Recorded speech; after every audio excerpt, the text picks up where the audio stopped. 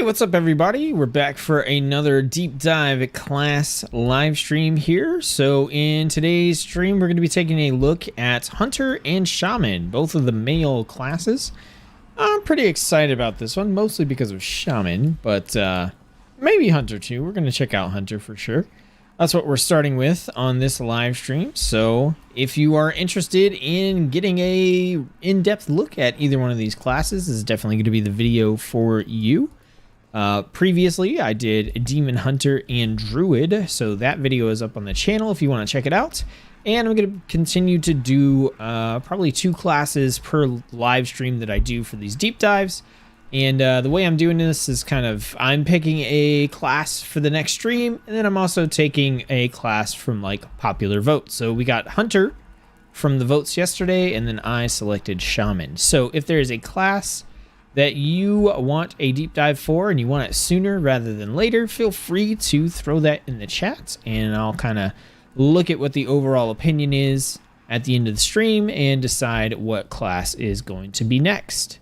So we're going to kick things off with Hunter. We're going to try and dive into the different specializations. We're going to see what's new based on, we're going to refer to the Wowhead articles that kind of cover what the changes are, but we're also just going to look at the general feel of the rotation and see, you know, does it feel any better, worse, about the same compared to its current iteration in BFA. We're also going to look at the talent trees and check those out, and we're going to try to look at all the Covenant abilities as well. I will be going over each of the specializations as we go too. So we're going to kick things off here with Hunter Theory BP. Nice to see you. Thanks for tuning in. All right, so Hunter, we're logged in and we are on the Beast Mastery specs. So we're going to check this out. As far as I can tell, not a whole lot has changed for Hunter. I am going to pull up the Wowhead article that covers the changes for the classes, and I'll link that in chat. That way you guys will have access to that as well, and you can kind of look, make sure I don't miss anything, or, you know, if you want to highlight something in particular that you would like to see from the changes, we can do that as well. I'm going to be covering the big, broad changes, such as new baseline abilities, and any additional new talents and things like that. So it looks like for Hunter, we've got some new baseline abilities across the board. So we have Arcane Shot. So this is a quick shot that causes 700 or so arcane damage, which with the numbers scaling is it's about average. Anything over 1,000 is kind of like a decently hard hit. And anything around 500 below is kind of like on the light side. So anything that's like 500 damage to 1,000 damage is like a pretty standard amount of damage. And you get some big cooldowns that hit for like 3, 4, 5,000. And those are like big, chunky, huge, you know, 3-minute cooldown style hits. So this does cost focus, and it has a 40-yard range. Most hunters are going to be familiar with this ability. And now this is just available to everyone. Interesting to note, a couple of these abilities are available to Survival Hunter, which we're going to get to a little bit later, but they do require a ranged weapon to use, and so if you're playing Survival Hunter, you can't really use them. So it's kind of weird, but is what it is. We also have Eye of the Beast, which is not yet implemented. We've got Hunter's Mark. So this is the instant cast ability that applies Hunter's Mark to your target, increasing all damage you deal to the marked target by 5%. The target can always be seen and tracked by the hunter. Only one Hunter's Mark can be applied at a time. This is something that was like standard when I played Hunter. I played Hunter a lot during Classic. Mostly. I've like leveled it up and continued to, you know, just kind of play it casually since then, but I played it a good amount in Classic. My old account, I still have like arrows in my inventory. So Hunter's Mark, we got Kill Shot. Kill Shot is something that is new. but it's available for all the hunter classes. So this is basically an execute. So if you think of like a warrior's execute or any of the other class execute abilities, this is one for hunters. It costs 10 focus, has a 40-yard range, is instant cast with a 10-second cooldown. It says you attempt to finish off a wounded target, dealing about 2,200 physical damage. Only usable on enemies with less than 20% health. So if you recall, I just said that basically anything over like 1,000, like 1,000 to 1,500 is a pretty solid hit. And this is something that does over 2,000. So it's a nice big chunk of damage, and it's only usable on low health enemies. So it's an execute ability. And this is available across the board. So we have this on Beastmaster as well. Then we have Scare Beast right here. So this basically just fears a beast. It's a 1.4 second cast, costs 25 focus. And like usual, any damage caused may interrupt the effect, and it can only affect one beast at a time. And then finally, we have Tranquilizing Shot. So this is instant cast with a 10-second cooldown. It removes 1 enrage and 1 magic effect from an enemy target. So those are the new sort of across-the-board hunter abilities that we have. And checking out Beast Mastery specifically, it looks like for the most part things are relatively similar, but we have a couple of talents that have been reworked that we're going to check out. Okay, so before we get into those talents and taking a look at the rotation and stuff, we are going to go over the Covenant abilities so that we can see what they do, and we're going to go to the different Covenant zones and try these out. Now, currently the Venthyr abilities, I haven't been able to use them on any class at all, so we might be able to read about them, but we won't be able to showcase them, but we will do the other ones. And at some point in the future when the Venthyr abilities come back around, I'll probably do a stream where I just go and showcase all the Venthyr abilities. So we're going to start with Kyrian here. So Kyrian has a ability called Resonating Arrow.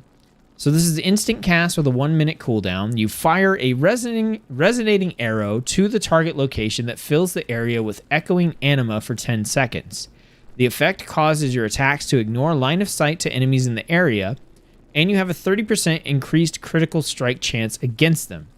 Now we tested this out in a previous stream, and I don't know if it was working as intended, because when I shot the arrow, it aggroed the enemies and they basically just ran out of the area, so I couldn't even use this effect, really.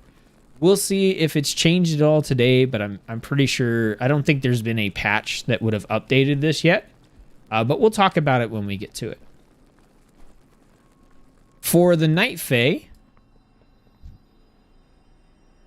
got some lag. Talk to me. We have Wild Spirits. So this is instant cast with a 2-minute cooldown. So it's a fairly long cooldown, but it says evoke the energy of wild spirits at the target location, applying Wild Mark to all enemy targets within the area for 15 seconds, increasing the damage you deal to them by 5%. So this is like an AoE Hunter's Mark. So Hunter's Mark, you normally just hit one target, you get that 5% increased damage. This is going to mark all enemies within the area for 15 seconds with essentially what is Hunter's Mark, but it's called Wild Mark here. While the wild spirits are active, so during that 15 seconds, each damaging ability you use against a target affected by the Wild Mark strikes the target for 494 nature damage.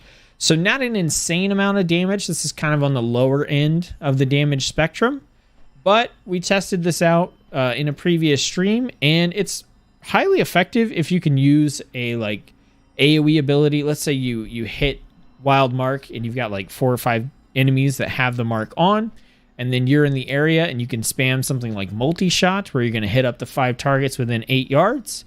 Then every time you hit them, you're dealing the multi-shot damage, and you're also dealing that bonus damage from Wild Spirits. So it can be really effective, but it is on a rather long 2-minute cooldown. I liked it overall, though. Like it felt like a pretty good ability.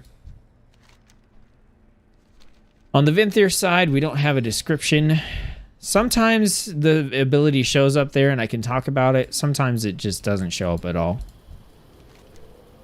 And then for the Necrolords, we have Death Chakram. This is an instant cast ability with a 45-second cooldown. You throw a deadly chakram at your current target that will rapidly deal 548 shadow damage 7 times. So you're looking at about 3,500 damage overall, which is a pretty solid amount of damage. Even though broken down into that 548, it's kind of okay.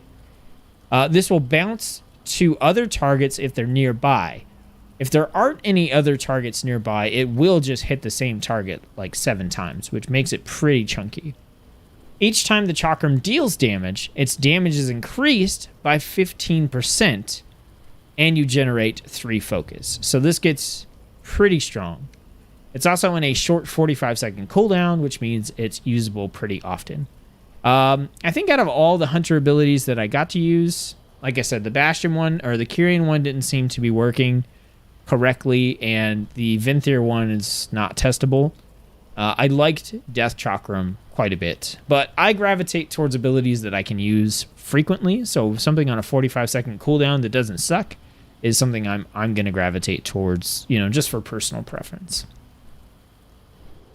Okay, so we're going to go out and we'll just start with... we'll start out in Maldraxxus and test out the Necrolord ability, and while we're out there, we'll cover Beastmaster Hunter, and along the way, I'm going to check in with the chat that I've got here.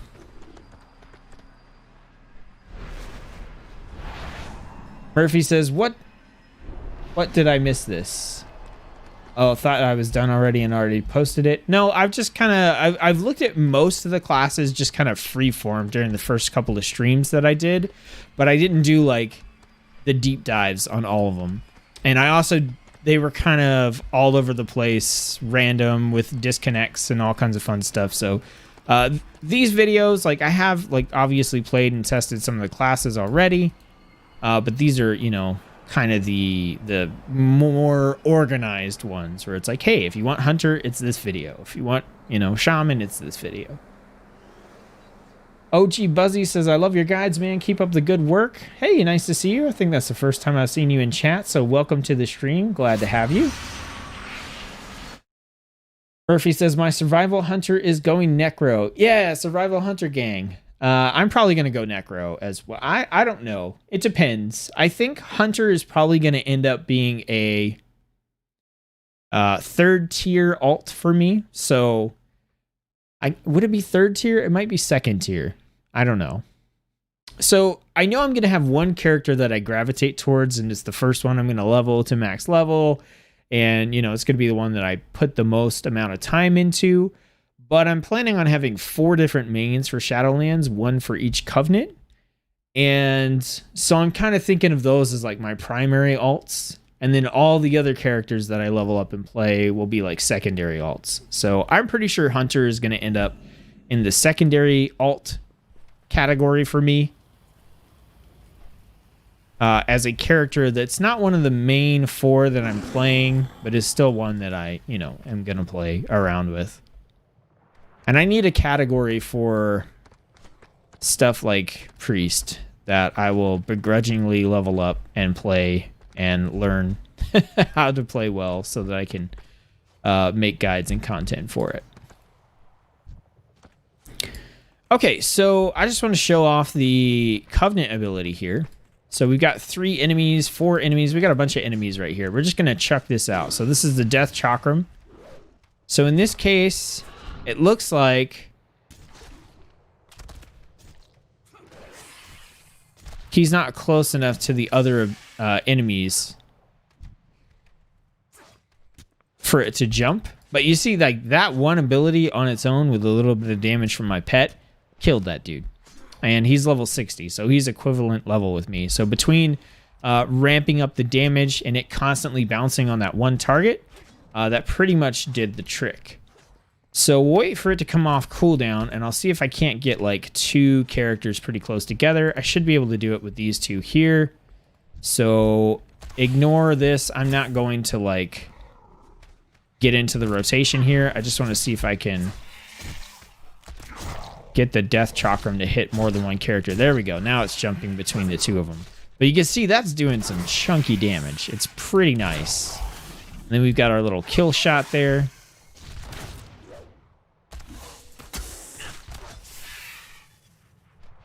And we'll finish her off real quick, and then we'll get into the rotation. Some of these zones do have a little bit of lag, so don't feel too bad if you see the lag here. This is less about like fluid gameplay showcase and more about, you know, just understanding what's going on with the specializations. So yeah, I really like Death Chakram. I like it a lot. Also, I'm being attacked by her, I think. Get Death Chakram. Chakrammed. Death Chakrammed. 960, 1,000. Yeah, see, so good. I really like that ability. I say my Hunter's not going to go Necrolord, and, you know, like, to an extent, some of this is going to come down to, like, what do I think fits with my character the most, and do I have 8 other characters that are Necrolord, and I want to diversify, or whatever, but sometimes I think the Covenant abilities are just so fun that I don't care about the rest. Like, the Paladin Kyrian Covenant ability is amazing. I love it. And I was already going to go Kyrian on my Paladin anyway, but that just kind of sealed the deal. I'm still in combat, so I do want to get out of combat. Okay, you saw that bounce there. That bounced a bunch of times between them.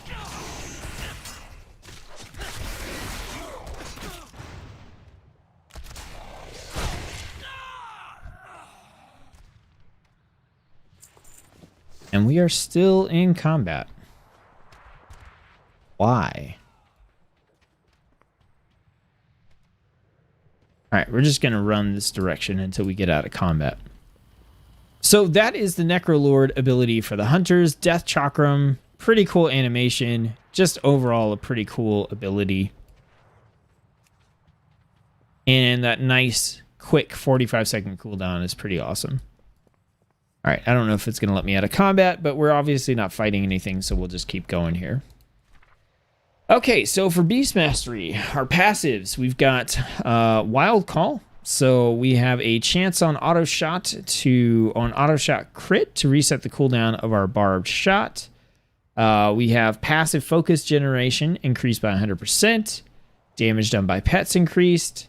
Maximum focus and pets maximum focus increased by 20. The ability to use exotic pets.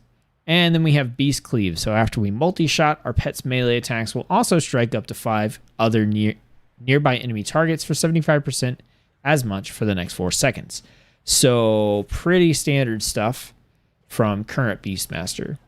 As far as our actual abilities go, we have our Barb Shot. So this causes the target to bleed and sends our pet into a frenzy, increasing attack speed by 30% for 8 seconds, stacking up to 3 times.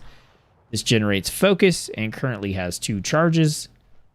We have our Cobra Shot. So this is a quick shot that deals damage and reduces the cooldown of Kill Command by 45 seconds.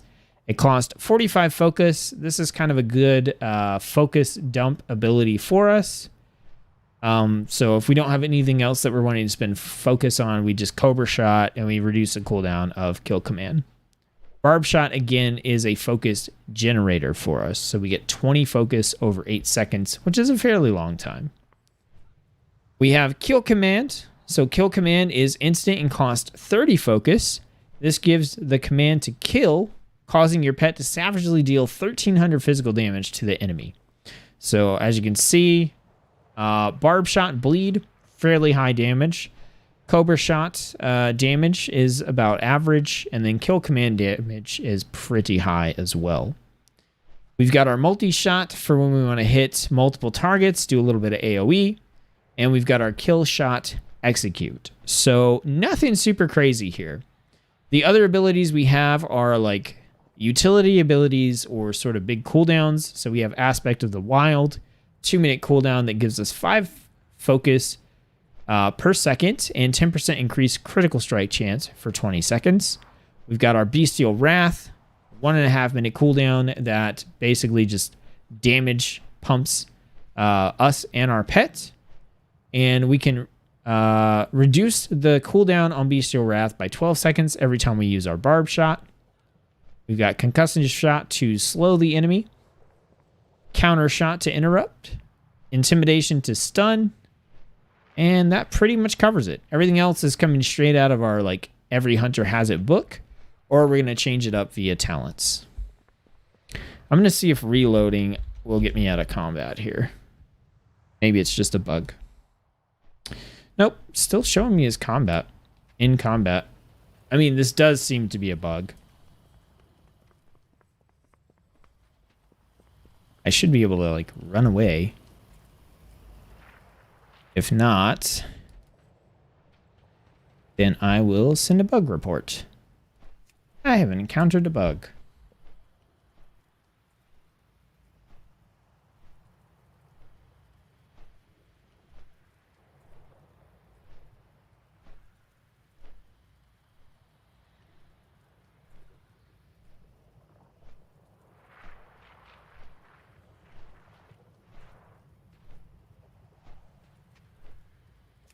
Okay, we're going to go ahead and I'm going to log out real quick just to reset this combat thing here. And then we'll come back in and test out some abilities. So I think the key thing here with Beastmaster is going to be our talents. So we're going to take a look at the talents. We have a couple of reworked talents and one new talent for Beast Mastery that we'll take a look at.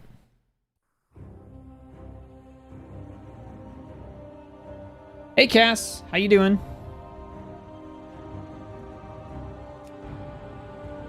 Theory says, what's that little orange diamond on the center of the screen area? I believe that's the objective tracker.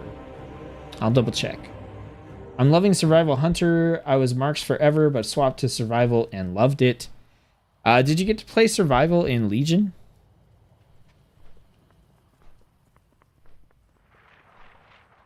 Okay, we're out of combat now, which is good.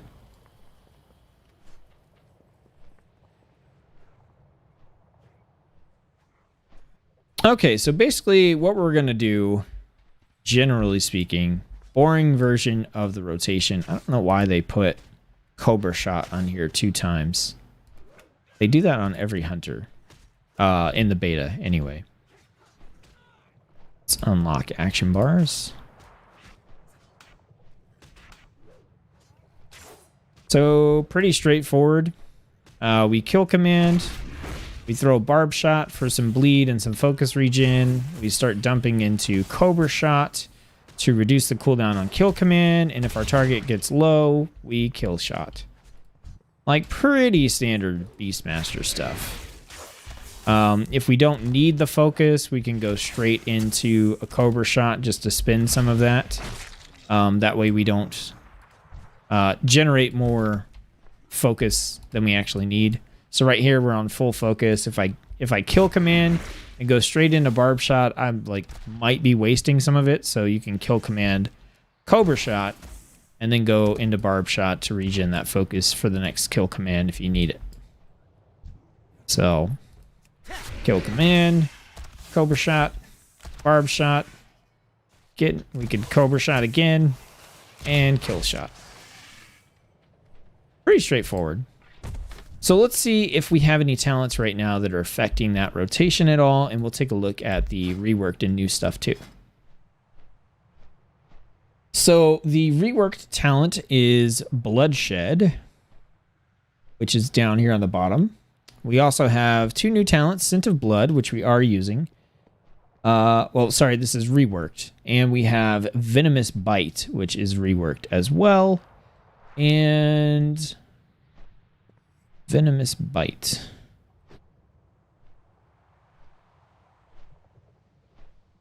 Not seeing it. Oh, it's Spitting Cobra. Okay.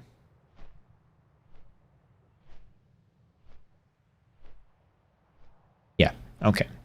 So we need to look at Bloodshed for a completely new talent, and Scent of Blood and Spitting Cobra for reworked talents.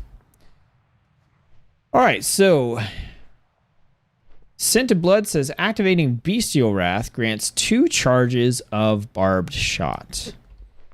Okay, so it makes our 1.5 minutes go crazy pump spell Also give us 2 instant charges of barb shot, so we could maybe multi-dot bleed on a couple of things if we wanted to, or if we've already used our barb shot, then we can get those stacks back, or get those charges back and stack more bleeds. Seems fine. Spitting Cobra says, when Bestial Wrath ends, summon a Spitting Cobra to aid you in combat for 15 seconds. Each Cobra shot used during Bestial Wrath increases the damage the Spitting Cobra deals by 10%. So with this one, you have a incentive to use a bunch of Cobras shots during your Bestial Wrath. And I think most of the targets here are honestly too weak for me to get any good value out of that. But maybe if we target a couple of things here, we can check that out. So let's go ahead. All right, so let's try to like Cobra shot spam here as much as we can.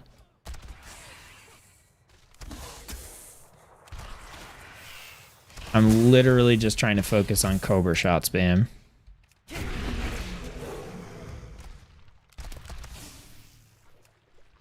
All right, so there's our Cobra. And what's it hitting for?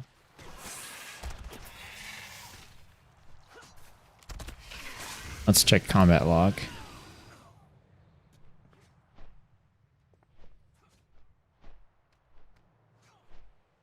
It doesn't say, it's just my actions. So in that case, each Cobra shot we did increased the damage of the Spitting Cobra by 10%. It's interesting, I guess. I don't know. I don't think that's the kind of like talent I would use. I tend to not really use those 1.5 minute plus cooldowns all the time unless I'm attacking like a elite or something like that. I got this combat bug again, huh? There we go. That's got us out of it. All right, and then the new talent here is Bloodshed. So instant cast, 1 minute cooldown with a 50-yard range. Command your pet to tear into your target, causing your target to bleed for 1,800 over 18 seconds. So that's a fairly big number for damage, but 18 seconds is also a long time. And increase all damage taken from your pet by 15% for 18 seconds. So this seems pretty good if you are like fighting a dungeon boss or raid boss or some really tough like mythic monsters in like a mythic plus or something. Probably not useful at all for like open world content and stuff, unless the other talents on this row are not super competitive. So I think, Aspect of the Beast says, increases the damage and healing of your pet's abilities by 30%, increases the effectiveness of your pet's Predator's Thirst, Endurance Training, and Pathfinding passes by 50%.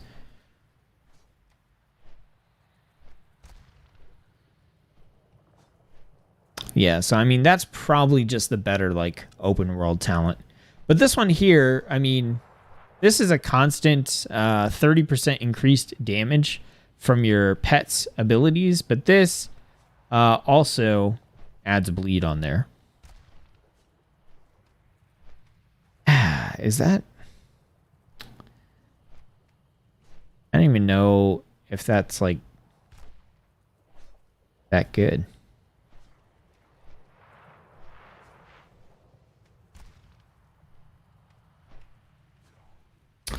Anyway, the rest of our talents are basically the same from BFA. So all in all, Hunter, Beastmaster Hunter hasn't changed all that much. And that's kind of the theme with Hunter all around. I think they felt like Hunter was in a pretty good spot, so they didn't make too many crazy changes, which is good because our other class for this video is Shaman, and they went a little nuts there. All right, so we're going to Hearthback. And we're going to go and test out one of the other abilities. Actually, I'm going to throw out another Death Chakram just for fun. Get it! Oh, love it. I freaking love that ability. So good. All right, now we're going to Hearth out of here. Nope, missed most of Legion, sadly. Aw. Ronan says, what's up, brother? Love the live streams. Well, thanks. I love you guys. Thanks for tuning in. Murphy says, I am going to get Alpha Nerd on their butts if they don't introduce a mechanical Cobra. Okay, if you were talking about this diamond here, this is an objective tracker. It points you to, I believe it's the quest you have selected on your quest log, like the one that's highlighted. And in my case, it's like, choose your covenant. Okay, go over here to choose your covenant. I actually really like this. There's a similar icon for a gravestone when you die that like you can just follow it back to your corpse. It's a really nice quality of life improvement. No, I literally just started streaming, and the first specialization I've looked at is Beastmaster. So we will look at marksmanship next, and we'll go see if maybe the curing ability has been tweaked.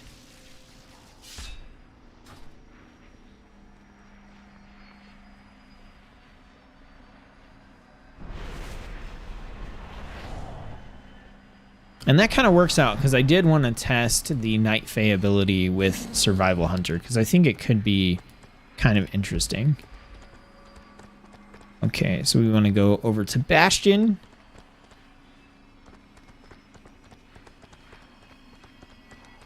And we'll go check it out. Alright, so Marksmanship Hunter is going to be the next one. They have 3 new talents. So those are the main things that we have for changes for Marksmanship Hunter.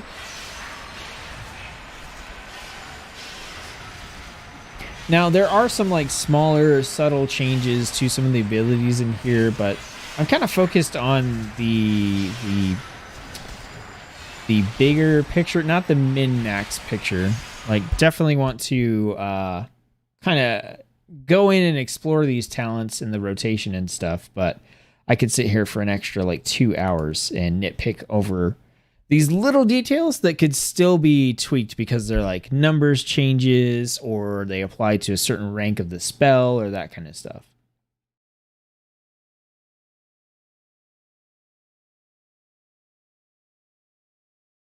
All right, so we're going to test and see if this resonating arrow... The main problem with this was that it would pull enemies when I tried to use it, which I think is pretty counterintuitive. Also, where's my pet? Get out here, serpent. Let's go. All right, we're going to have to run for a decent ways before we get to enemies in this zone. You guys don't forget to like the video if you're enjoying it. Definitely helps get it out there for YouTube. Also, for those of you who couldn't tune in yesterday, I made a pretty sweet announcement. I got invited to be a guest on a podcast, a World of Warcraft podcast. So that's going to be a lot of fun. I'm actually really, really excited about it. And I will obviously link out to it in the Discord whenever it's ready. But we won't be recording it until the end of this week. So it might be a solid like 2 weeks or something before it's out.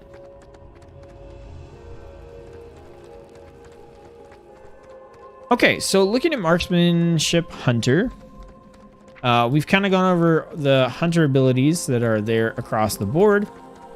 For Marksmanship, I'm just going to call it Marksman.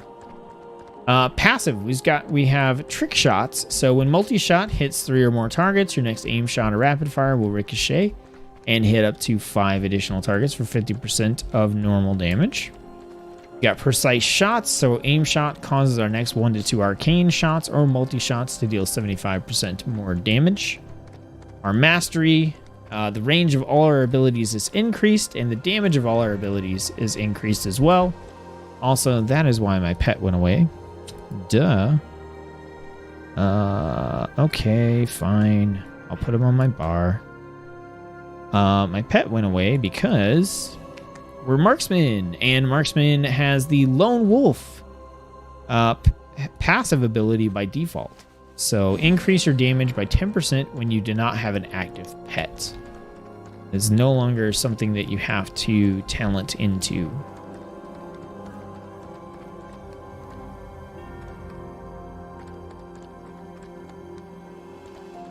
All right, so in terms of abilities, we've got our kill shot, which is our new ability that all hunters have. We still have aimed shot, of course. So this is our big, chunky 2.4 second cast, 30 focus, hits like a truck, 3,600 damage, pretty significant. We have our arcane shot as kind of our filler ability that burns focus. We have steady shot, which is a shot we can use while moving, and this generates focus for us. And interestingly enough, both of these are in the general pool of hunter abilities. They're not marksmanship specific. We have multi-shot for multiple targets. We have rapid fire, which is our fairly quick cooldown ability that shoots 10 shots at your target over 2.8 seconds, dealing a big chunk of damage, 3,800.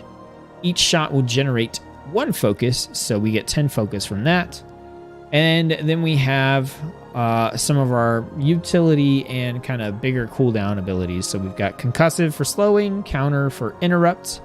We have bursting shot, which is kind of our CC ability. This will shoot all enemies in front of us, knocking them back, snaring them by 50% for 6 seconds, and dealing a very small amount of damage to them. We have binding shot, which I believe... Okay, we're not getting it from a talent. So we have binding shots, and this is going to tether targets to a particular area. And then we also have true shot, which is kind of our big damage boost cooldown here. It reduces the cooldown of your aim shot and rapid fire by 60% and causes aim shot to cast 50% faster for 15 seconds. So all in all, the abilities are basically the same as what's available in Battle for Azeroth right now. And these targets are lower levels, so keep that in mind when we're fighting these. But in general, you know, it's always nice to open up with a big old aim shot, use some focus. You can throw out your arcane shots, you know, on the target that doesn't exist anymore. And if you are low on focus, then you use steady shot and just kind of spam that out to regenerate some focus. If you're against multiple targets, you're going to shoot multi-shots, and you always have your rapid fire there that you want to sneak in as often as possible as well. But that's the core of what you were doing on Marksmanship Hunter. And it's pretty straightforward, pretty simple. Not a lot of abilities. You're basically using four abilities most of the time. So nothing too crazy there. Now, what I want to see is if this ability will pull enemies. This is what it did the last time I tried to use it. So if we take our resonating arrow and we drop it right here, it does pull the targets. And as you can see, that kind of makes this ability useless because they're all sitting over there.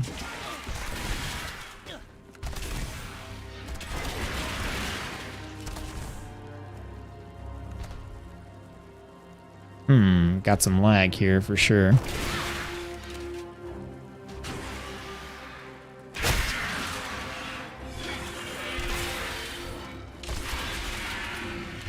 Oh, and we should have our kill shot on our bar for our little execute.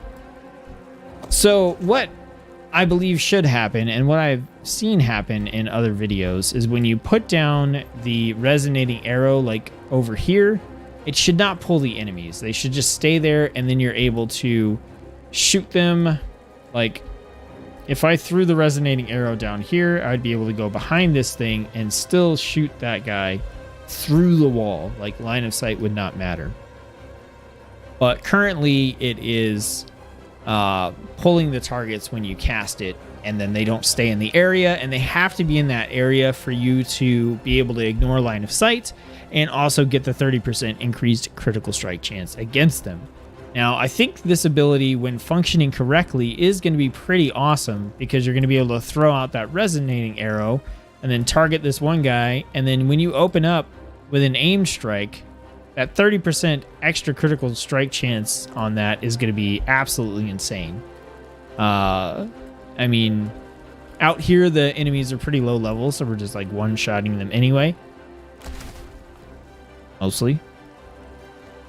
But with targets of, you know, comparable level to your own, I think that critical aim shot is going to be a little bit nuts. Okay, so as for the new talents, we have Deadeye, Binding Shackles, and Volley. So let's see. Deadeye is here, and we have Binding Shackles right here, and Volley. Okay, so Binding Shackles says targets rooted by Binding Shot deal 20% less damage to you for 8 seconds after the root effect ends. So a pretty straightforward damage reduction sort of thing here. So a lot of times with Binding Shot, you're trying to take out, you know, one important enemy, or you're trying to take out a group of enemies and kind of buy yourself some time. So for example, we'll use it on this guy. So if we Binding Shot here, now he's stuck. And this kind of lets you set up and get some nice chunky damage in before they can even get over to you.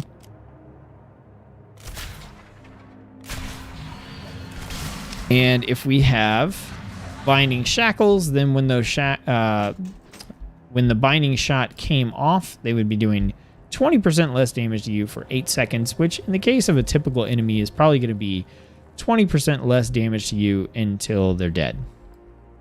So fairly effective. This is on the same tier as Born to be Wild, which reduces the cooldowns of Aspect of the Cheetah and Aspect of the Turtle by 20%. I find that to be a pretty valuable talent to take, just because I like to use both those abilities as frequently as I can. Cheetah for the speed boost, and Turtle comes in really handy if you get yourself into a crap situation, because it can keep you alive and give you time to get away, or give you time to get your feign death off of cooldown. Yeah. And then we also have Post Haste. Disengage also frees you from all movement impairing effects and increases your movement speed by 50% for 4 seconds. Also a really solid talent. So, I don't know. I think these are all pretty viable. Just comes down to playstyle. I like the idea of using Binding Shot more often, but especially on Marksmanship Hunter. So I think I'd have to play around with this one and practice and see, you know, how often things are living long enough for this damage reduction to matter. I'd probably determine whether or not I picked up this talent. So next we have Deadeye. It says Kill Shot has 2 charges and causes Aim Shot to recharge 50% faster for 3 seconds. So I think the idea here is you Aim Shot, you get something down under 20% health pretty quickly with maybe like Aim Shot itself, or like an Aim Shot Arcane Shot, and then you Kill Shot, and that's going to speed up the recharge time for your Aim Shot for your next target. So I think this will just let you cycle through your rotation a little bit faster. Now it's on the same tier as Lethal Shots, so Arcane Shot and Multi-Shot have a 20% chance to reduce the cooldown of Rapid Fire by 5 seconds. So you're kind of choosing Aim Shot or Rapid Fire here. And then also Double Tap. So this is an instant 1-minute cooldown ability. Your next Aim Shot will fire a second time instantly at 100% power without consuming focus, or your next Rapid Fire will shoot 100% additional shots during its channel. So some really strong competitive looking talents on this tier. I think Deadeye, it sounds good enough to be competitive against these two. I think the Kill Shot having 2 charges is actually decently significant, because sometimes you hit that 20% and you Kill Shot and the thing's almost dead but not quite, and being able to double Kill Shot I think that'll definitely have some value. And I can already see that in Torghast if you happen to get some sort of kill shot build, like having Deadeye as part of your talent build will be pretty sick. Yeah, that could be really cool in Torghast actually. And then we have Volley. So Volley is interesting. Instant cast 45-second cooldown. It says rain a volley of arrows down over 6 seconds, dealing up to 6,000 physical damage to any enemy in the area, and gain the effects of trick shots for as long as volley is active. So in this case, you are blanketing an area and doing a ton of damage. On top of that, you're getting the trick shots passive, which as we can see here is the one that makes our things ricochet. So when multi-shot hits 3 or more targets, your next aim shot or rapid fire will ricochet and hit up to 5 additional targets for 50% of normal damage. So this sounds like a great AoE ability. Even just the 6,000 damage on a 45-second cooldown is significant enough. I wonder if it'll do all that to a single target. So what I want to do here is we're going to use our little tome, and we're going to grab Deadeye, Volley, and we'll grab Binding Shackles as well, just for the heck of it. All right, so then we're going to put Volley down here,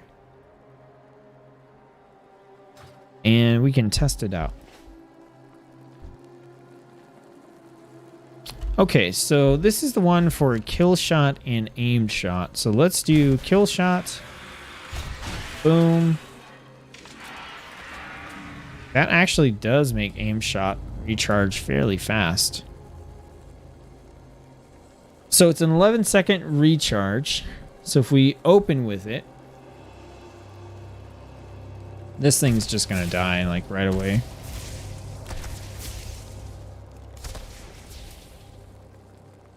Okay, so if we open with aim shot. Okay. If we destroy the target with a single aim shot, well, let's go on this guy. This guy's got enough health to stand up to it. All right, so we aim shot. Let's see, we aim shot again. Kill shot. And yeah, like we get it. Look at that. Look at the speed on that. That is actually pretty darn significant.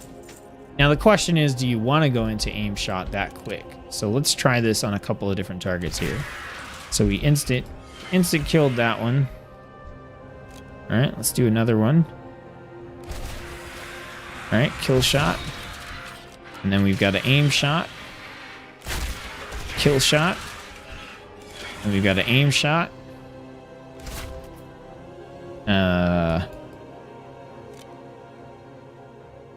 Aim shot. Kill shot. Give me more. Aim shot. Okay, now we're now we're tapped out.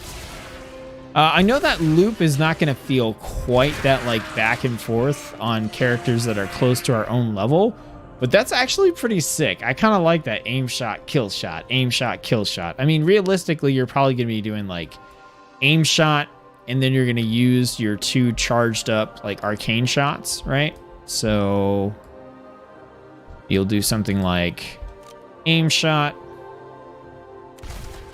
and then you'll arcane shot that's powered up. You'll arcane shot again, and then you'll aim shot. Let's try our binding shot here. All right, so we aim shot. We use our charges.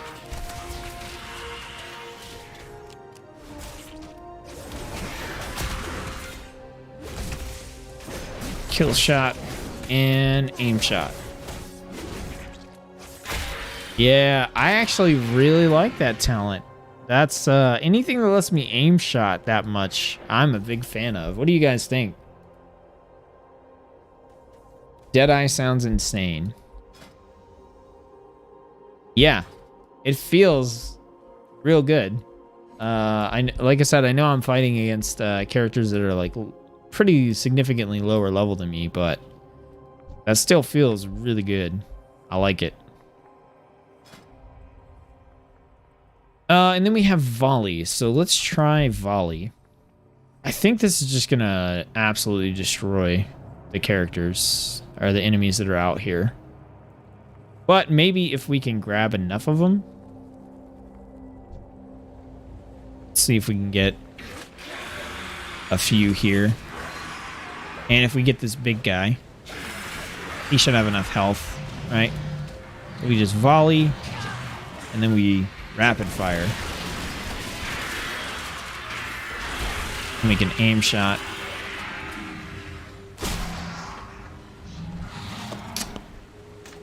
Yeah, that was pretty cool.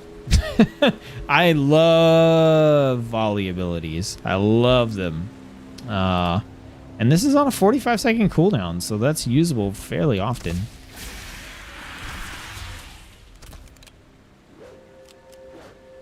Alright, so let's aim shot. Nope, let's aim shot this guy.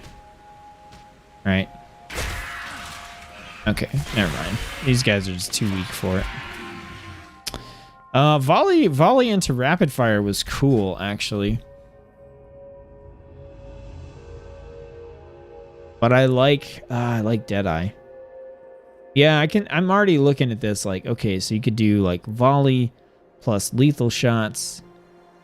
You know, so you get rapid fire more often because you volley rapid fire, then you just spam some arcane shots and rapid fire again while volley's still going. Maybe if you could make it in that 6 seconds. I don't know if that's like feasible or not.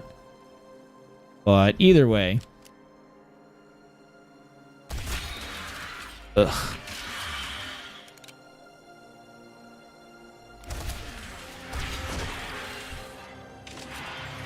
Man, look at how fast that recharge is. That is so ridiculous.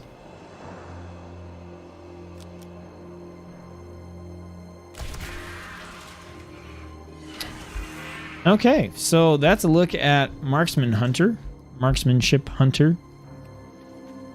So we're going to head back and we're going to check out Survival Hunter and we're going to check out the Night Fae Covenant ability as well. Now, we don't have our Hearthstone, so we're just going to run back over here. There's a flight path we can take back to Ouroboros.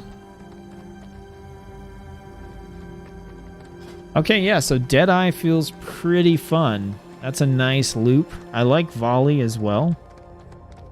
I imagine binding shackles is decent if you're not just going to murder everything in the 10 seconds that binding shot is hanging on to everyone, which I feel like you probably are going to in open world content.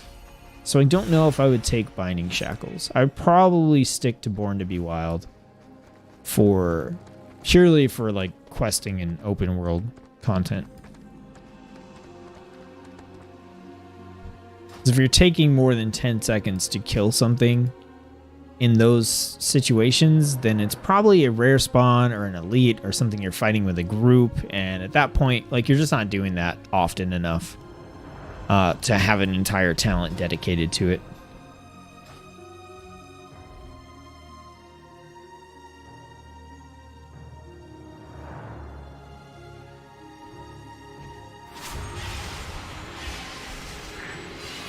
So yeah, some interesting stuff for Marksmanship Hunter. Which is interesting because Marksmanship Hunter has been growing on me quite a bit over the past expansion or two. Beast Mastery actually significantly went down for me. I thought it was okay in Legion, and please don't be offended, but in BFA, I just feel like it's so like simple and dumbed down that it's just incredibly boring. The upside is you get to use the coolest pets as Beastmaster, and if you want a specialization that you don't have to put a lot of like reflex time or like big brain thinking into, then it's really solid at what it does. So I definitely think it has its place. And sometimes, yeah, you just want to get on and like farm some stuff and not think too hard about it. And I think BM is actually like perfect for that. But that's not usually the case for me. All right, survival. We need to throw on our spear. So we got that going for us. And we're also going to want to actually have our pet. We're going to need that. And let's head over to Ardenweald.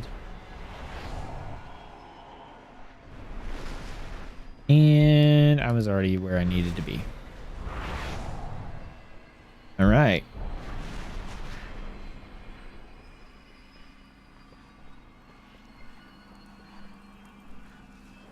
So I really did want to try the Night Fae ability with Survival Hunter and just kind of like carve.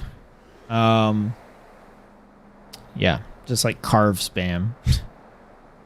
There's a couple of other things I think we can do with Survival Hunter too in combination with the Night Fae ability. If we have like Hydra's Bite. So it's going to pop up here in a second and I'll show you what I'm talking about.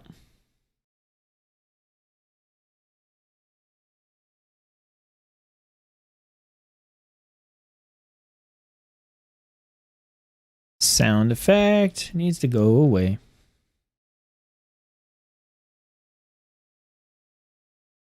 This is taking a little while.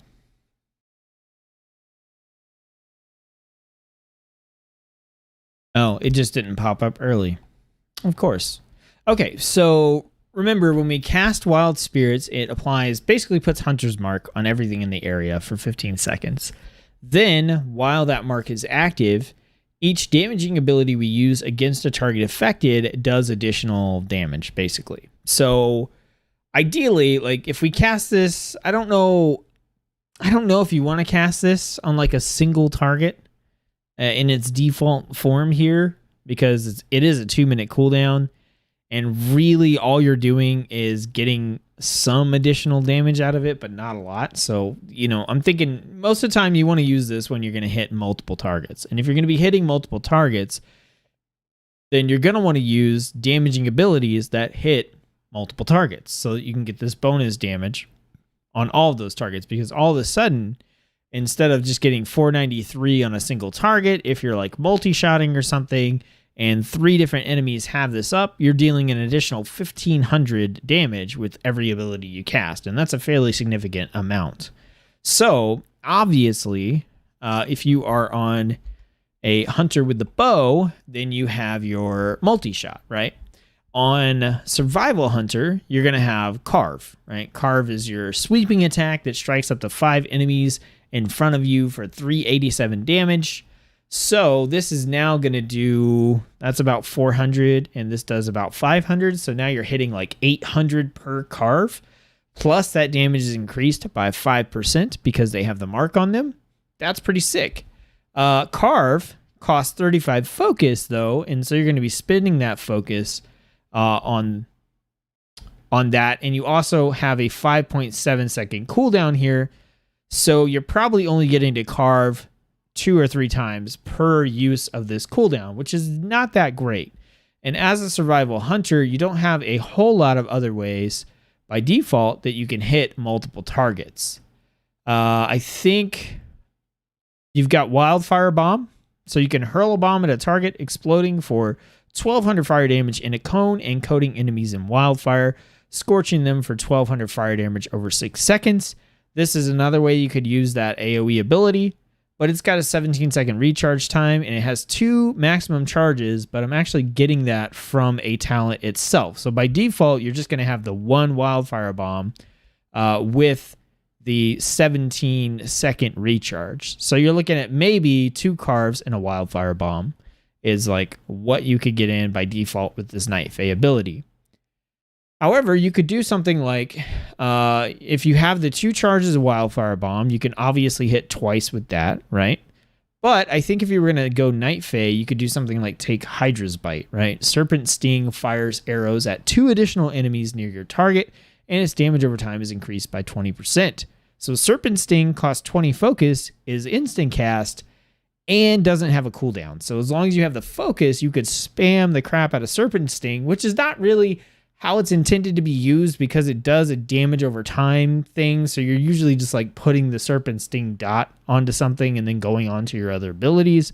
But this does allow you to potentially spam a bunch of times. So you've got 100 focus. If you started with 100 and you used wild spirits, you could hit 5 times with this. It does 280 nature damage, about 300 by itself. So like 800 damage per cast of this. So I don't know. I'm looking at stuff like that and I'm like, okay, you can get a couple of things here that would allow you to hit like multiple targets and combo that in. And I just kind of want to see like, how does that work with survival? So at some point we will switch over to Hydra's Bite and see if that's any good. And yeah, check it out. Then something like Chakrams too will slice all enemies in the Chakram's path, but I don't know how that works because Wild Spirits is like a circle on the ground and Chakrams kind of goes out more in a line. I don't know if that would line up too well. So as far as what's new for Survival Hunter, not a whole lot. It's pretty much about the same. We have damage increases to some of their abilities. So Hydra's Bite, Butchery, Steel Trap, Tip of the Spear, and Flanking Strike all got increases. And the cost for Chakrams was reduced. The focus cost was reduced. There are no new talents. There are no new abilities other than the ones that Hunter gets across the board. To note here, Arcane Shot requires a ranged weapon, as does Steady Shot. So if you're playing survival, weirdly enough, you're not going to be using these abilities. But there are a couple of things in here, like Tranquilizing Shot, you can still use without a ranged weapon, according to this. Still got Misdirection. You can throw out Hunter's Mark on a target as well, although seems unnecessary unless you're fighting like a rare spawn or something along those lines. And that's basically it. So two of the main like actual, maybe I could stick these in my rotation somewhere, abilities that all hunters have, you can't even use on survival, which is a little bit weird. So the main thing that I want to test out here, the rotation hasn't really changed at all. You're going to start out with your focus.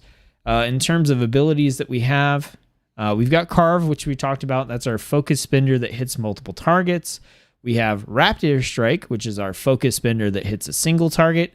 Serpent Sting, which does a little bit of damage and adds a damage over time to the enemy. We've got Wildfire Bomb, which does the initial cone of damage plus an additional damage over time. And then we have Kill Command, which is our main non-focus spending ability. It causes your pet to savagely deal 557 physical damage to the enemy, which is not a whole lot. Has a 25% chance to immediately reset its cooldown, and it generates some focus for us. So that's the main way we are generating focus, is with Kill Command. We also have some of our other abilities here. So we got some big cooldowns. Aspect of the Eagle, which increases the range of Raptor Strike to 40 yards. We've got Coordinated Assault, which pumps damage for you and your pet, and also increases the chance for Kill Command to reset its own cooldown. We've got Harpoon, which will pull us into a target. Intimidate for a stun. Muzzle for an interrupt. And that's pretty much it. As far as passives go, we only have Spirit Bomb. So our abilities and our pet's abilities that spend focus deal increased damage. And while our pet is active, we regenerate maximum health every 5 seconds.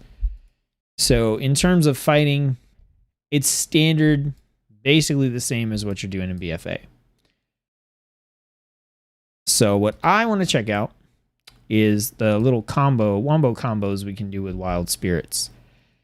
So the first thing I want to do is just check out how it works if we try to use Carve and Wildfire Bomb, right? And then I want to see what happens if we kind of like spec into the multiple Serpent Sting idea. This is going to hurt.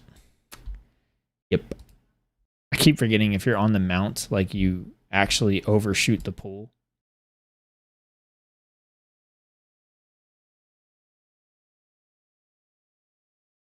And I want to see what the difference is when we have like the Serpent Sting build.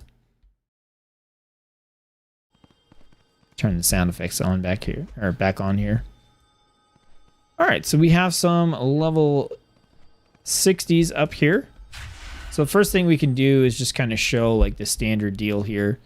So normally I would like harpoon in or something. You can also just like Serpent Sting to pull the target over.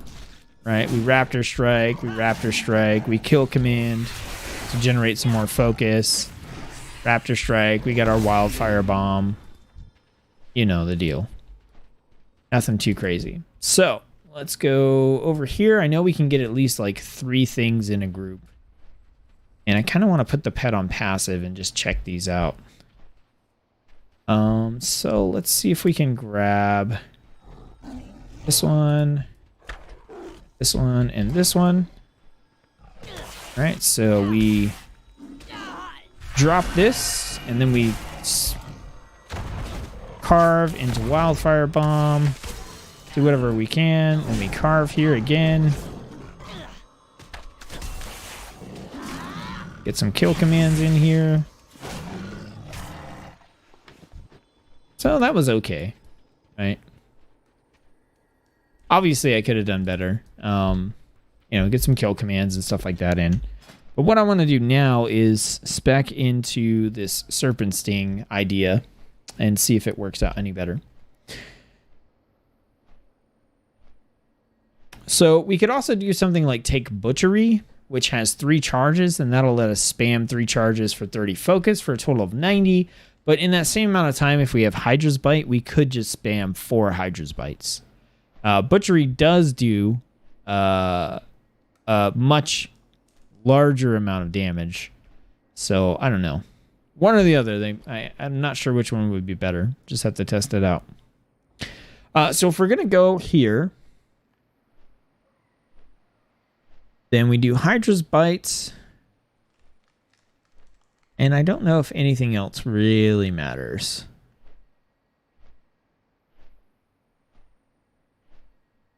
I don't think it does. I just think we need to grab Hydra's Bite. So let's do that. So now this is going to hit 3 targets. We need to wait for the cooldown here. We're almost done.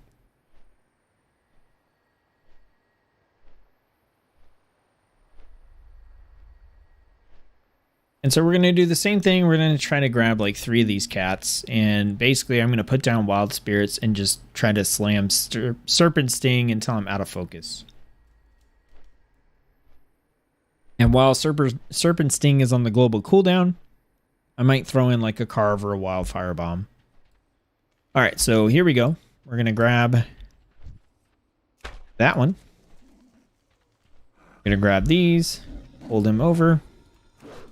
Right, and then we're just gonna Serpent Sting spam. Right, throw in a Carve, throw in a Wildfire Bomb. Generate some focus. Okay, so yeah, I like super ran out of focus on that one. I don't know, it didn't seem significantly better than the other way. Seemed about the same.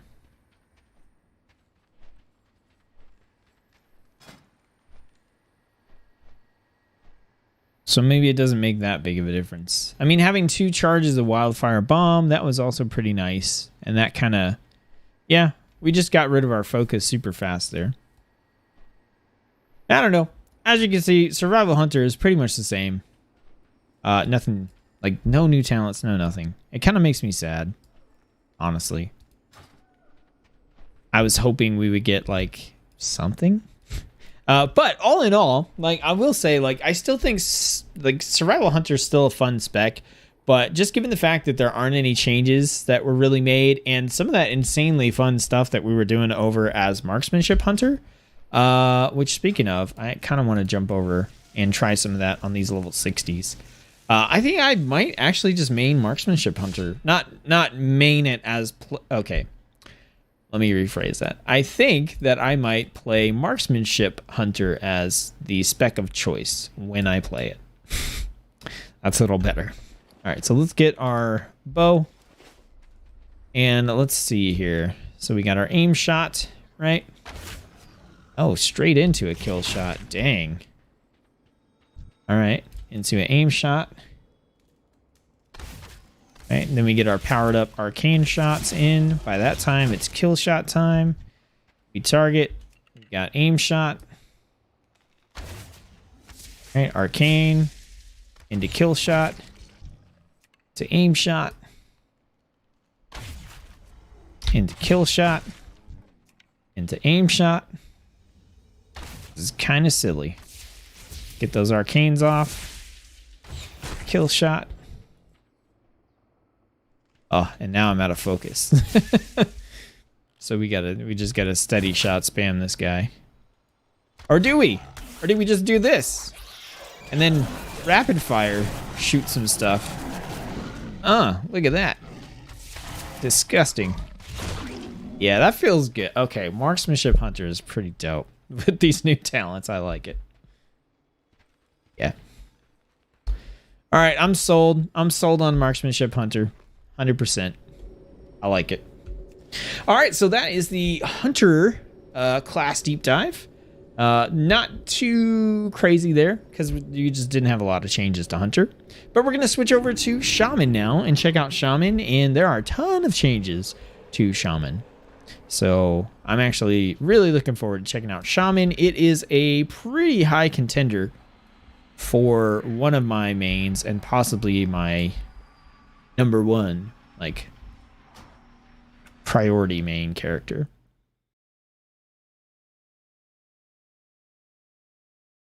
Okay, I logged out and it closed the game. It does that sometimes with the beta. Did chat die? Or is my chat not updating? I can't tell. I'm gonna refresh here. Try to find out. If you have been talking in chat and it hasn't updated, my bad. No, looks like chat died. Oh. Okay, so Shaman. We're gonna make a new Shaman. I want to try out my Tauren female build for Shaman real quick. And I have pretty much everything good to go. So it shouldn't take too long. Eye color doesn't really matter. Free. Shaggy. Backswept. 2. Face paint falcon. Headdress none. Earrings tusks. Right side. No necklace. No flower. Body paint hawk. Color 6.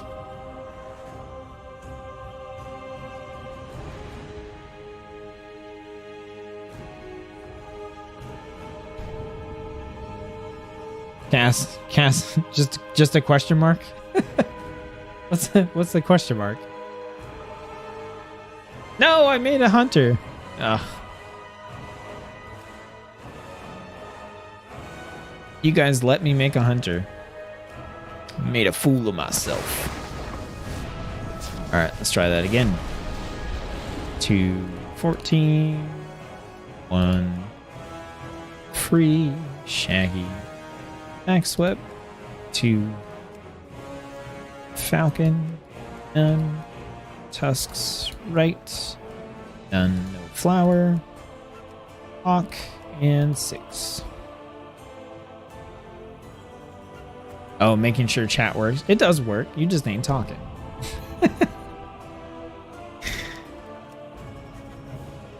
Murphy says write something. You guys don't have to write anything. You're not forced to write anything, obviously. I just wanted to make sure. Like, it's Sunday night, man. Some people gotta work tomorrow. I just happen to be off tomorrow, which is nice. And I want to take this time to thank my hair. It's the most vain thing I'm going to say this entire stream. But actually, it's been looking pretty bad the past couple of streams, and it's been making me sad and making me feel like an old man. So it's just nice to see it not looking so bad. All right, so Shaman, we're going to be checking out all 3 specs. We're going to look at the Covenant abilities that we have available to us as well, just like we just did for Hunter. So let's get into it. I'm super pumped about Shaman. I'm going to pull up the Shaman class changes on Wowhead and link it in chat. That way you guys can have that for reference. Follow along if you want to. So here we go. I've not played Shaman before. Is it fun? Is it fun? Yes, it's fun. Do you like to see lightning and fire and frost and stuff just fly all over the place? Because if you do, then yeah, it's fun. All right, so we are set up as Elemental, and that's a good place to start as any. I think. Yeah. I want to check out Enhancement last. It's the one I'm the most excited about. Okay, so let's get into these Covenant abilities.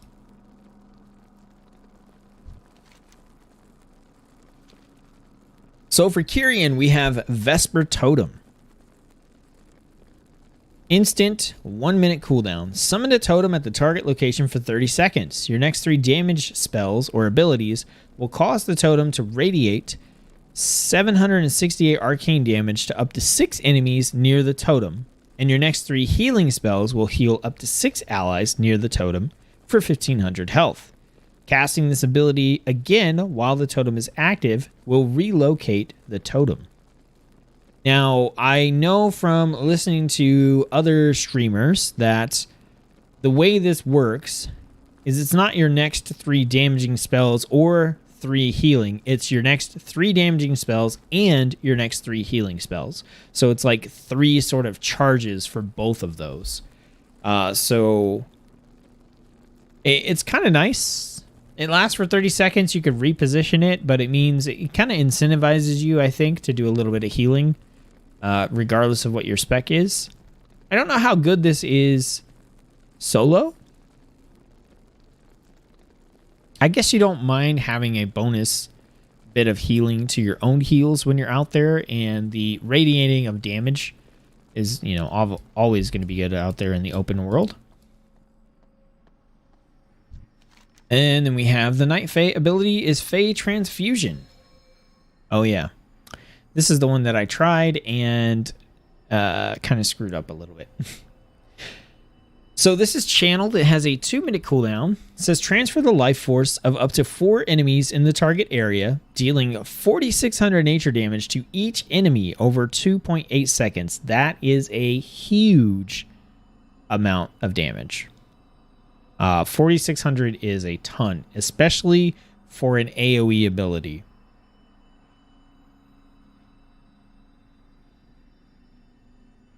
And then pressing Fae Transfusion again within 20 seconds will release 25% of all damage from Fae Transfusion, healing up to 8 allies near yourself. Very strong, very powerful ability in AoE for sure. I think that's going to be a fantastic dungeon ability. Like for a dungeon, every 2 minutes is probably close to every pool. You're going to be able to dump a huge amount of damage onto... Man, I could just imagine being like Resto. Oh my goodness. Like Restoration, when you first start the fight and you've got a couple heals up on the tank, and then you throw that out and you just chunk a bunch of damage down, and then when your party's kind of like low on health, you just hit it again and spread out all that healing across everybody. That actually sounds real cool. Vinthier. So we can look at this ability here, but we won't be able to test it. This is Chain Harvest. 2.4 second cast on a 1.5-minute cooldown. Send a wave of anima at the target, which then jumps to additional nearby targets. Deals 454 shadow damage to up to 5 enemies, and restores 1,200 health to up to 5 allies. Okay, so it'll do both. Up to 5 enemies and up to 5 allies. So that sounds like it could jump up to 10 times, I think. I would really like to test that because If it can jump 5 times to enemies and 5 times to allies, that's potentially 10 times. But if they just mean it jumps around randomly 5 times and it either deals damage to enemies or heals allies, that's a little bit different. For each target critically struck, the cooldown of Chain Harvest is reduced by 5 seconds. Yeah, that'll also make a difference as well, because that's a difference of 25 seconds versus 50 seconds if you get full crits across the board, which you probably won't. I love the way this armor looks on the female Tauren. Looks super awesome. And then we have the Necrolord ability. This one is Primordial Wave. 1.4 second cast, 45 second cooldown. Is it just me, or does Necrolord have a lot of like really short cooldown abilities? Blast your target with a Primordial Wave, dealing about 1,000 shadow damage and applying Flame Shock to an enemy or healing an ally for 1,000. Your next Lava Burst will also hit all targets affected by your Flame Shock. So this is kind of specific to Elemental. So that's one of the things that we haven't really taken a look at, but we will as we get into individual specialization guides. The Covenant abilities do change a little bit sometimes based on what your specialization is, but they're always the same in a sense. Like this says your next Lava Burst will also hit all targets affected by your Flame Shock. If I were to switch to like enhancement, this is going to say something very similar, but the abilities are going to be swapped out. So we'll look at this real quick just for an example. So now we're enhancements. So this says your next lightning bolt will also hit all targets affected by your Flame Shock. So it does change the the technicality when you change specializations, but the core mechanic is the same. Murphy says it's Monday in Sweden. Are you working? Oh, Cass, it's your birthday tomorrow. Oh, snap. Transmog sets do look kind of silly with the BFA weapons, especially like the Kyrian ones. Happy birthday, Cass. Well, happy early birthday. Okay, so I think we've definitely got 3 to test out here. So we'll just keep doing what we've been doing, and we'll go out to Maldraxxus first.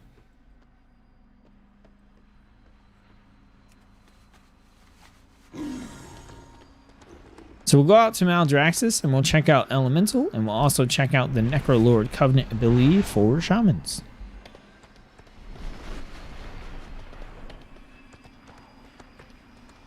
Could always go out to the Maw. Maw doesn't give us a Covenant ability to play with. Probably a decent place for doing some testing, though.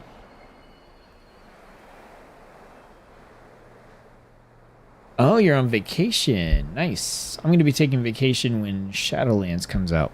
That's going to be my first vacation this year. Only vacation this year. But that's because my 10th anniversary is coming up next year, so I'm trying to save up vacation days to do something for that.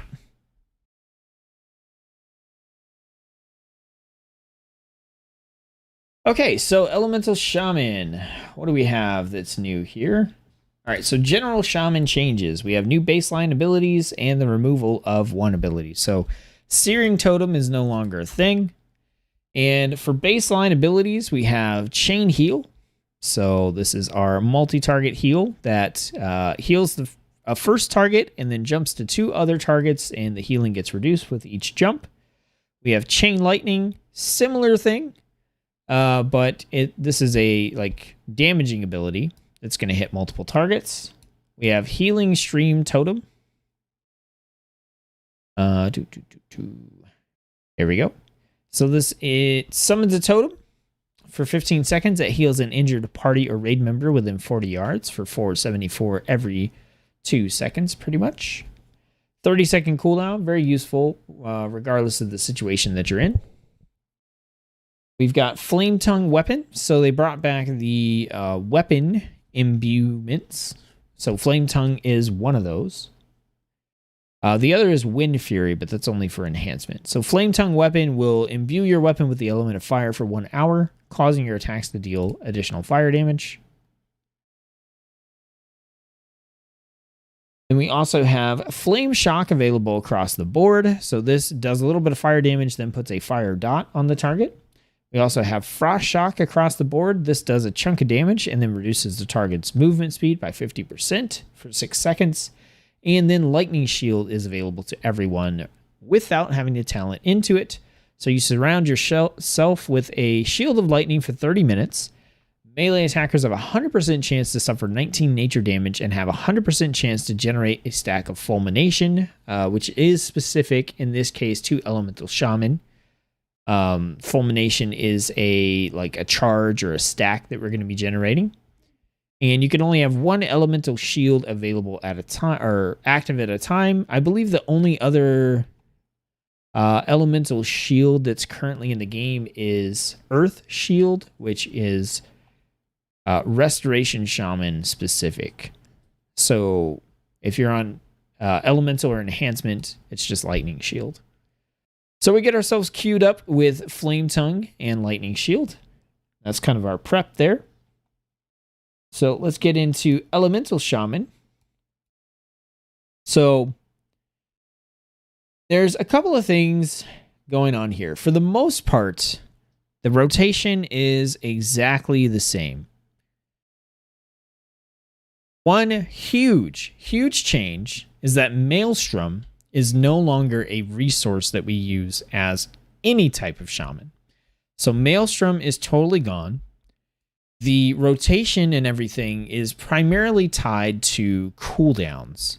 Now, you do still spend some mana on things, but mainly everything is controlled through the fact that you just can't spam cast something over and over again because you are worried about the cooldown. But there's also a couple of other things that are going to affect how often you cast your abilities as well.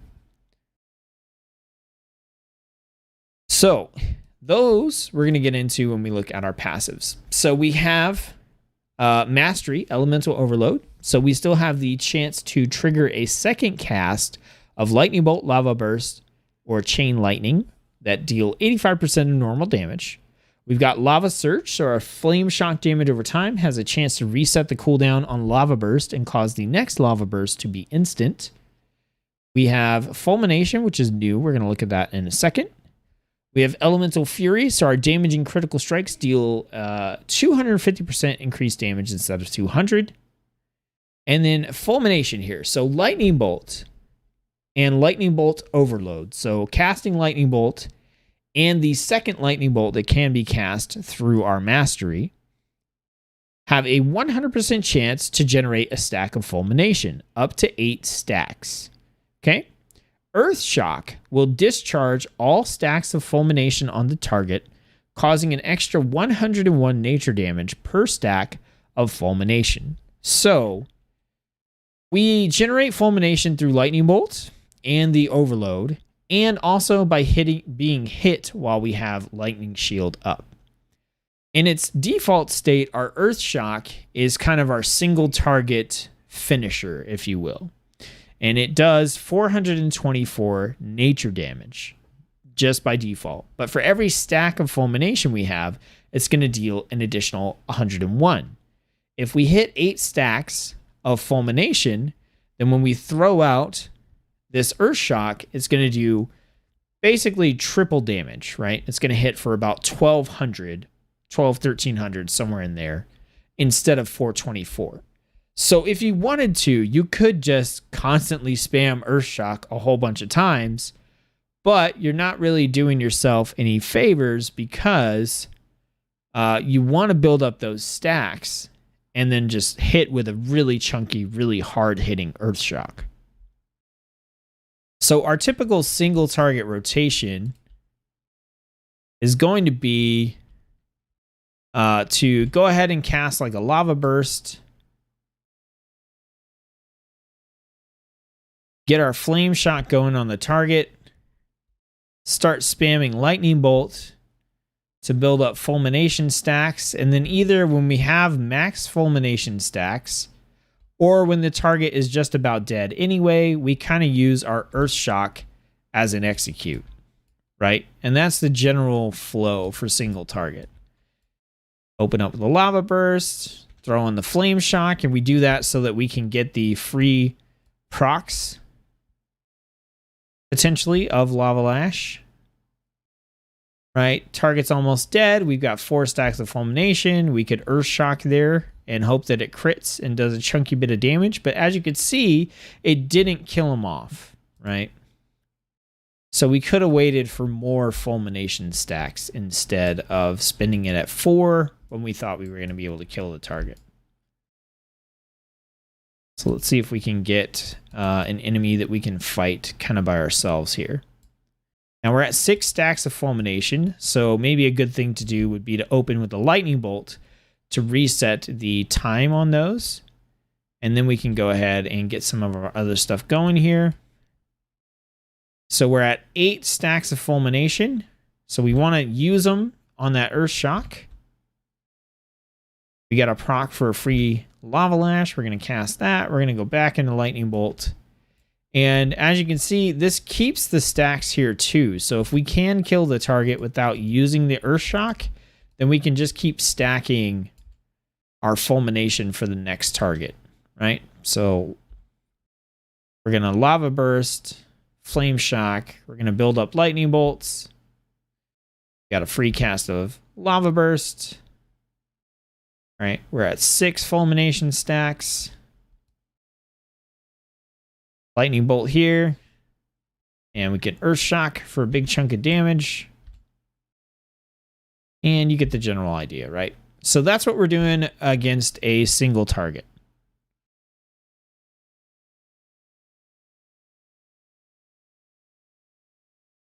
So it's the same rotation that we used before.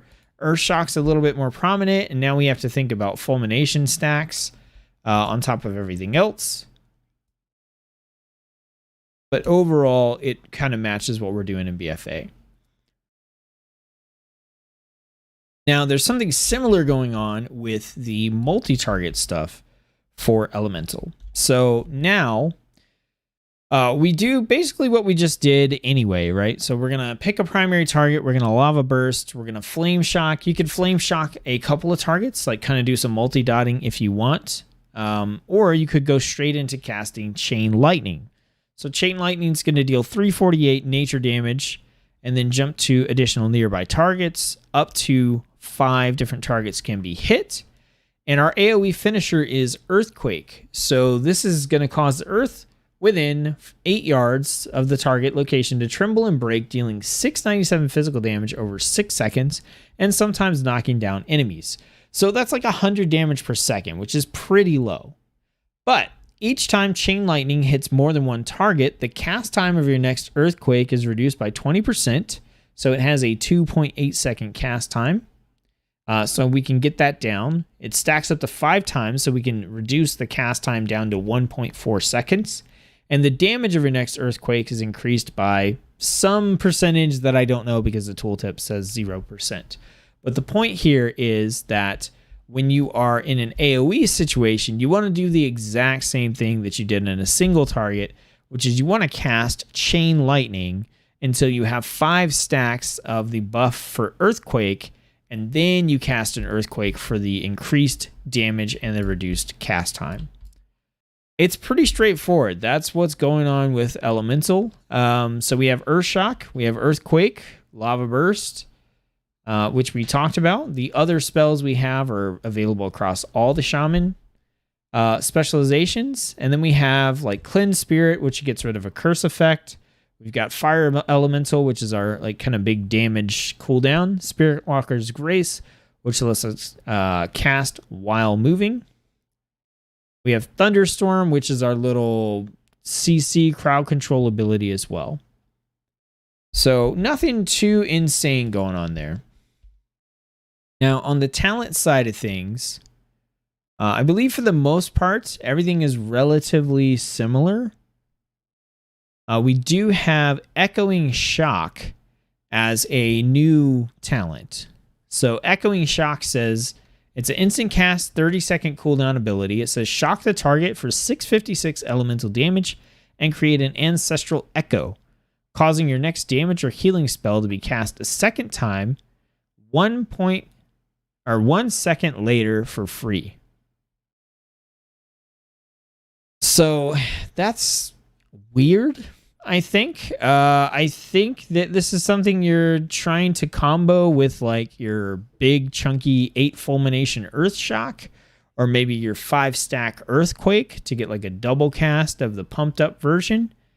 I'm not 100% sure that it works like that, where it'll copy it exactly, but if it did, then that is a good way that you can get like a double 8 fulmination earthquake cast super quickly, like back to back, or a big earthquake, or possibly, let's see. Yeah, at the moment, like that's all that I could really see. Like maybe you double cast like a lava burst, but I think I would want to try to hit that right before an 8-stack earth shock or 5-stack earthquake.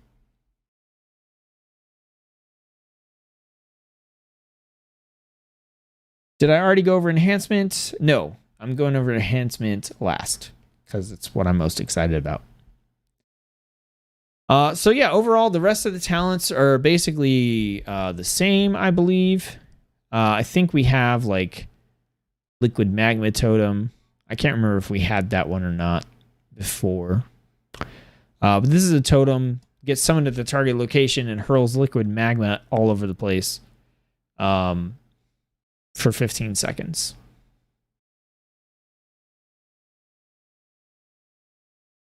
And yeah.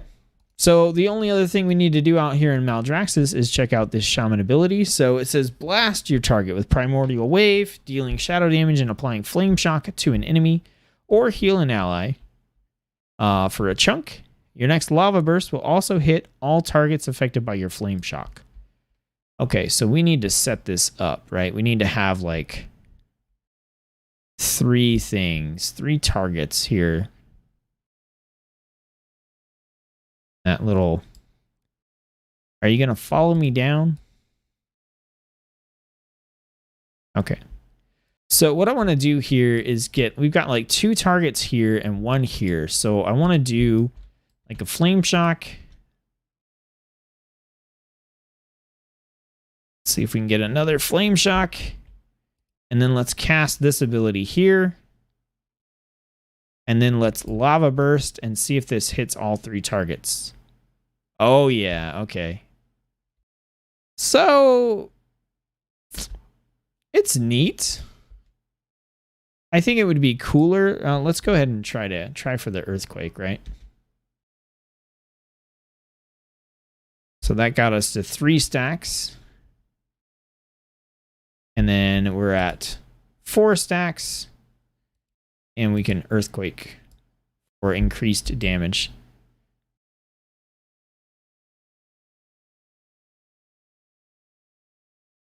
Okay, so like that was cool,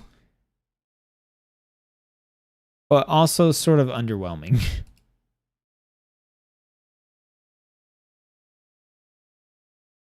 Right? That was pretty... Yeah, that was pretty underwhelming. And here's why I say that. So, on a 45-second cooldown, we blast our target with Primordial Wave, which does about 1,000 damage, which is an okay amount. And it applies Flame Shock to an enemy. So that also is valuable, right? Because Flame Shock has a 6-second cooldown already. And just getting to cast a Flame Shock is a nice... It's nice that that's built in together. And it says your next lava burst will also hit all targets affected by your flame shock, which is okay. Lava burst will always critically strike if the target's affected by flame shock, so it is a big hit. But I think it would be so much cooler if, like, as long as flame shock was up on the target. I don't know, that would be OP. Yeah, I don't know of a better way that they can do it. I just wish that I could have gotten more lava bursts out of that than just the one. Right? So I do this. I do primordial wave. I do primordial wave. All right. Then I lava burst, and it's going to hit both of them, which is pretty sick. But I wish, you know, like, I don't know. I just wish it went like a little bit further. All right.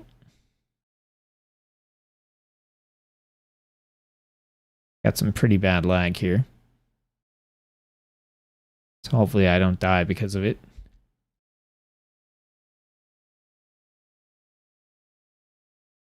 It also seems pretty slow to build up these fulmination stacks. I think that this means that mastery is going to be a pretty important stat for elemental shaman. So just looking at this, like our mastery is what gives us the chance to have the second cast of lightning bolt and lava burst and chain lightning trigger, and we kind of want to build up those fulmination stacks pretty quickly in order to cast those heavy hitting earth shocks. And so I think mastery is going to be a pretty important stat for elemental.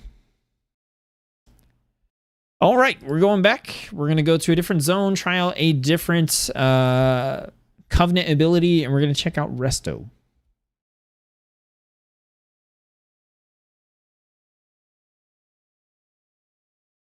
All right, Murphy, have a good one. Just lost in Heroes to my bro. You talking about Heroes of the Storm?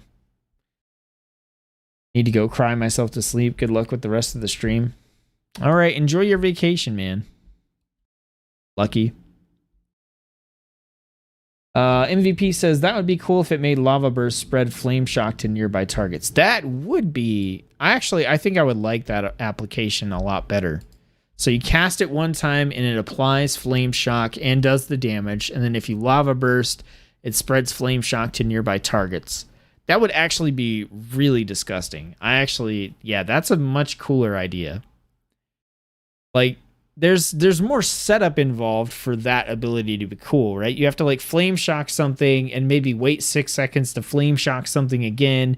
Then you cast the ability on your target so that you get the flame shock and the damage on them. Then you lava burst and you're like, I hit 3 targets one time. I don't know. It seems like a lot of setup for something that could feel cool and just doesn't. But I like your idea. Your idea is pretty sick. I would love to be able to like multi-dot flame shock stuff. That'd be amazing. Especially because, you know, multi-dotting your flame shock also just gives you a much higher chance to proc lava burst for free, or instant cast, you know, which always feels really good.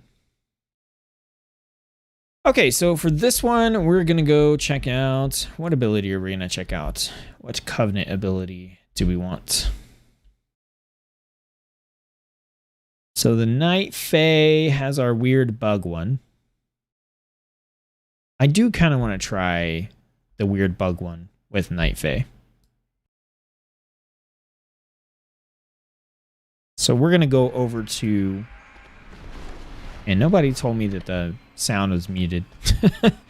I muted it because of the travel sound. So we're going to go over to Arden Wield, and we're going to try out the Night Fae ability with Resto, and I think we're basically just going to try to self-heal and mess around with some of the rotations. As far as Resto goes, we have Earth Shield available without needing it as a talent, which is amazing. I love that. When I played Resto Shaman, Earth Shield was just part of the kit. You did not have to talent into it, and I really like the ability. So it's nice to have that now just by default. And we do have, let's see, a new talent called Surge of Earth. So we'll check that out too.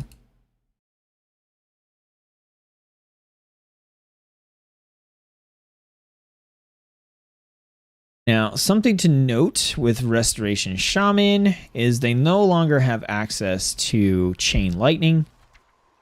That is gone away.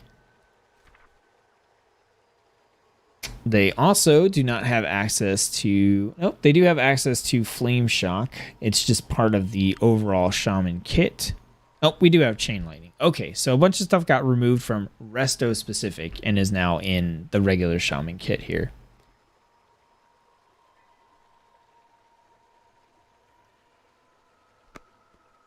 All right, so we have our crazy Fey Transfusion bug ability. Go ahead and put this one somewhere too.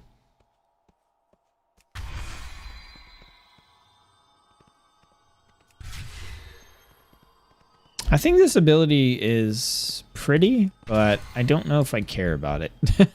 It is kind of cool in the sense that you're going to be able to collect different forms for it and stuff. And you can also have it up indefinitely if you're in a rested area. And it is pretty, but I don't know. Functionally, it doesn't really do anything other than the teleport. And I guess it is a movement speed buff as well. I actually wanted to jump off. Not while I'm mounted, though.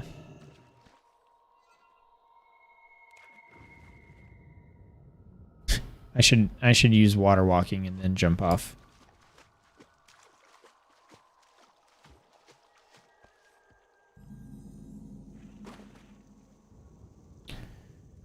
All right. So what do we do if we want to fight stuff as Resto? I'm assuming we're just going to do the usual. So we have Flame Shock. We got our Flame Tongue weapon. Start punching this thing. And then we have Lightning Bolts. We can also put up our Lightning Shield. Oh, and we have Primal Strike, which is kind of a weird...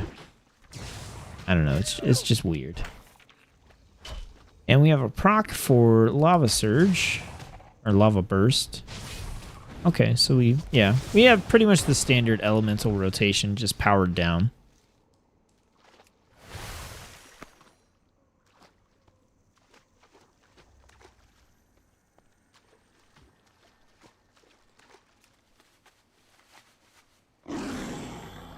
So as far as I know, not much has changed on the restoration side in terms of like rotation and all that kind of good stuff. We're just going to kind of like aggro a few things or one thing and just let us hit it, or let it hit us and just kind of mess around with some heals. So we obviously still have our healing wave. This is our mana effective heal with a longer cast time. We've got our chain heal for multiple targets. We still have Riptide and all the associated buffs with that. So now we do have, we have a couple of different shields that we could use as Resto. So we have the Lightning Shield, which we have equipped now. We have Earth Shield. This is going to protect a target with a shield, increases our healing on them by 10%, and healing them for 405 when we take damage.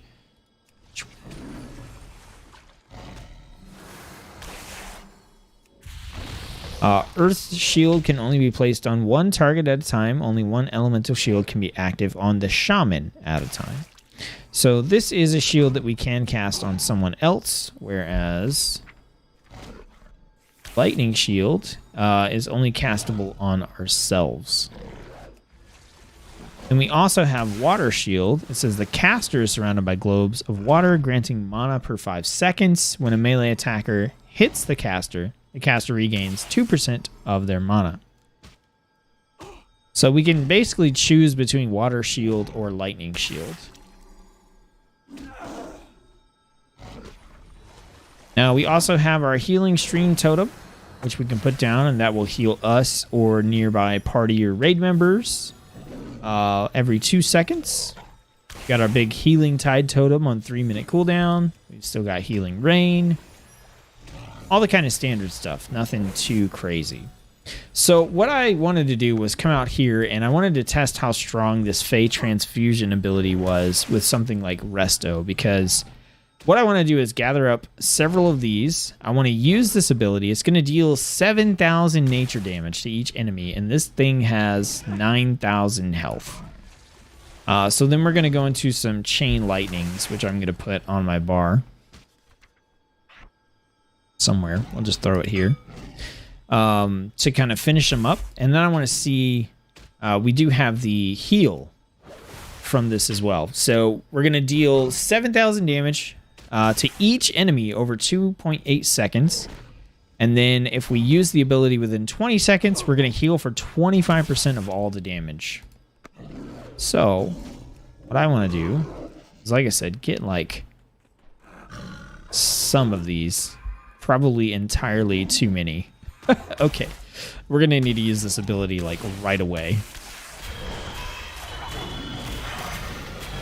Okay, that was a nice chunk, and then we basically just full healed ourselves there. Now the question is, can we kill everything? Let's go ahead and astral shift. Let's put a capacitator totem down. Let's use all of our heals. Chain heal. Lightning. Lightning. Okay, that should put us in a better spot anyway. Let's get our Earth Shield going. Riptide going. Chain Lightning. Astral Shift. Healing Totem, save me.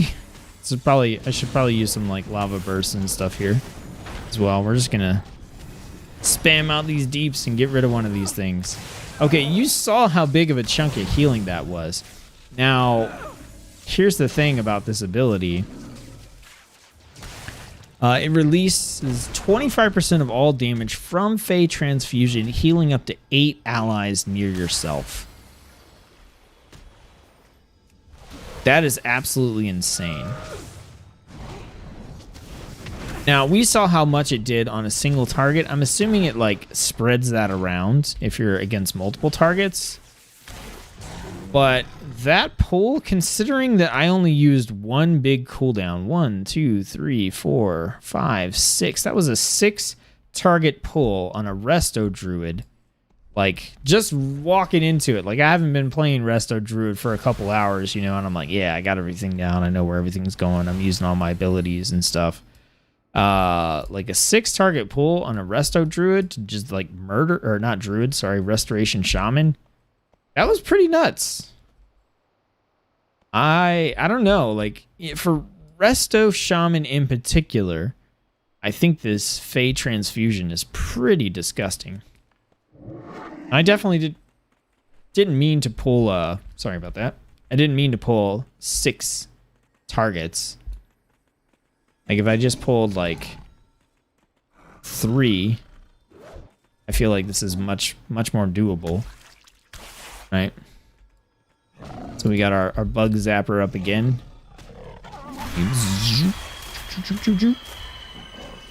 We go straight into chain lightning, and yeah, like everything's basically dead.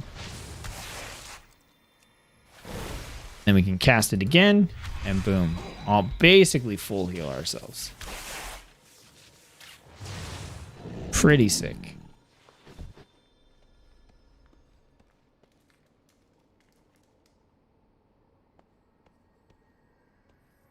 A lot of setup for lackluster ability. Oh yeah, for the Necrolord one. Yeah. I'm currently running Resto at the moment. Haven't tried Enhance yet, but really want to try it. Plus, I heard it's getting better this patch. Yes, it is. It's kind of going like back to old school bursty crazy enhancement. So what do you think, MVP? Do you like the applications of Fey Transfusion on like Resto since you've been playing it? Do you think, like, because what I picture is you have this ability and you're running dungeons or raids, and like at the start of the pool, like when the tanks got like 4 or 5, you know, different enemies on them, this doesn't even say, okay, up to 4 enemies get hit. So yeah, you just drop this, you deal a huge chunk of damage to every single enemy at the start of the pool, and then you have that extra like heal button to push. Like, that just seems super good on like anything, but I really like the application on resto because it gives you a powerful damaging ability to use, you know, every 2 minutes. I don't know. I think it's really cool. That ability sounds really good on resto for sure. Yeah. Yeah. I think it's pretty sweet. I do want to try the Venthyr one because that one sounds interesting as well. But man, even on a 2-minute cooldown, like I said, I usually go for the abilities that I can use very frequently, something like a 30-second to 1-minute cooldown, but I would take this all day with the current tuning that it's at. If they change the numbers, I might change my mind, but I really like it in its current state. All right. We are pretty close to a flight point, but I don't actually know. I think we need to follow this path to get to it. So we're going to take this over to the Kyrian area in Bastion, and we're going to try out that ability and also try out enhancement, but we will probably also go try enhancement in a different zone that has max level enemies as well, because the Kyrian area does not. So that's resto, relatively similar to what it currently is. But I think this is one of the situations, in most cases, I don't feel like the Covenant abilities do enough that they're going to drastically change the gameplay loop of your character. Okay. I think they're like nice additions. They're extra buttons to push, but at the end of the day, like, that's just all they are. It's like adding another random ability, and they don't significantly change the capabilities of your class or what you're able to do. But I think in the case of Shaman with this Fey transfusion ability, it actually does make a pretty significant difference.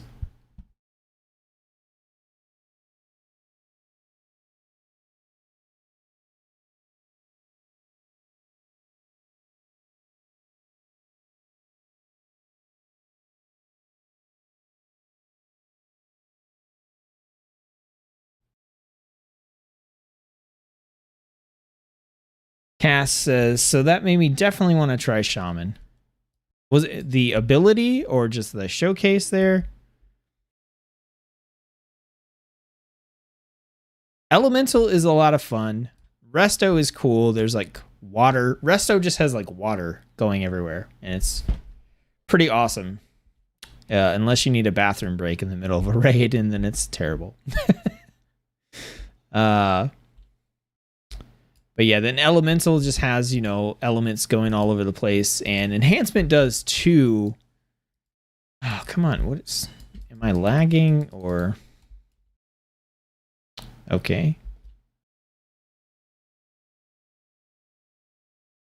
Remove is not what I want. Why was I typing remove? Reload.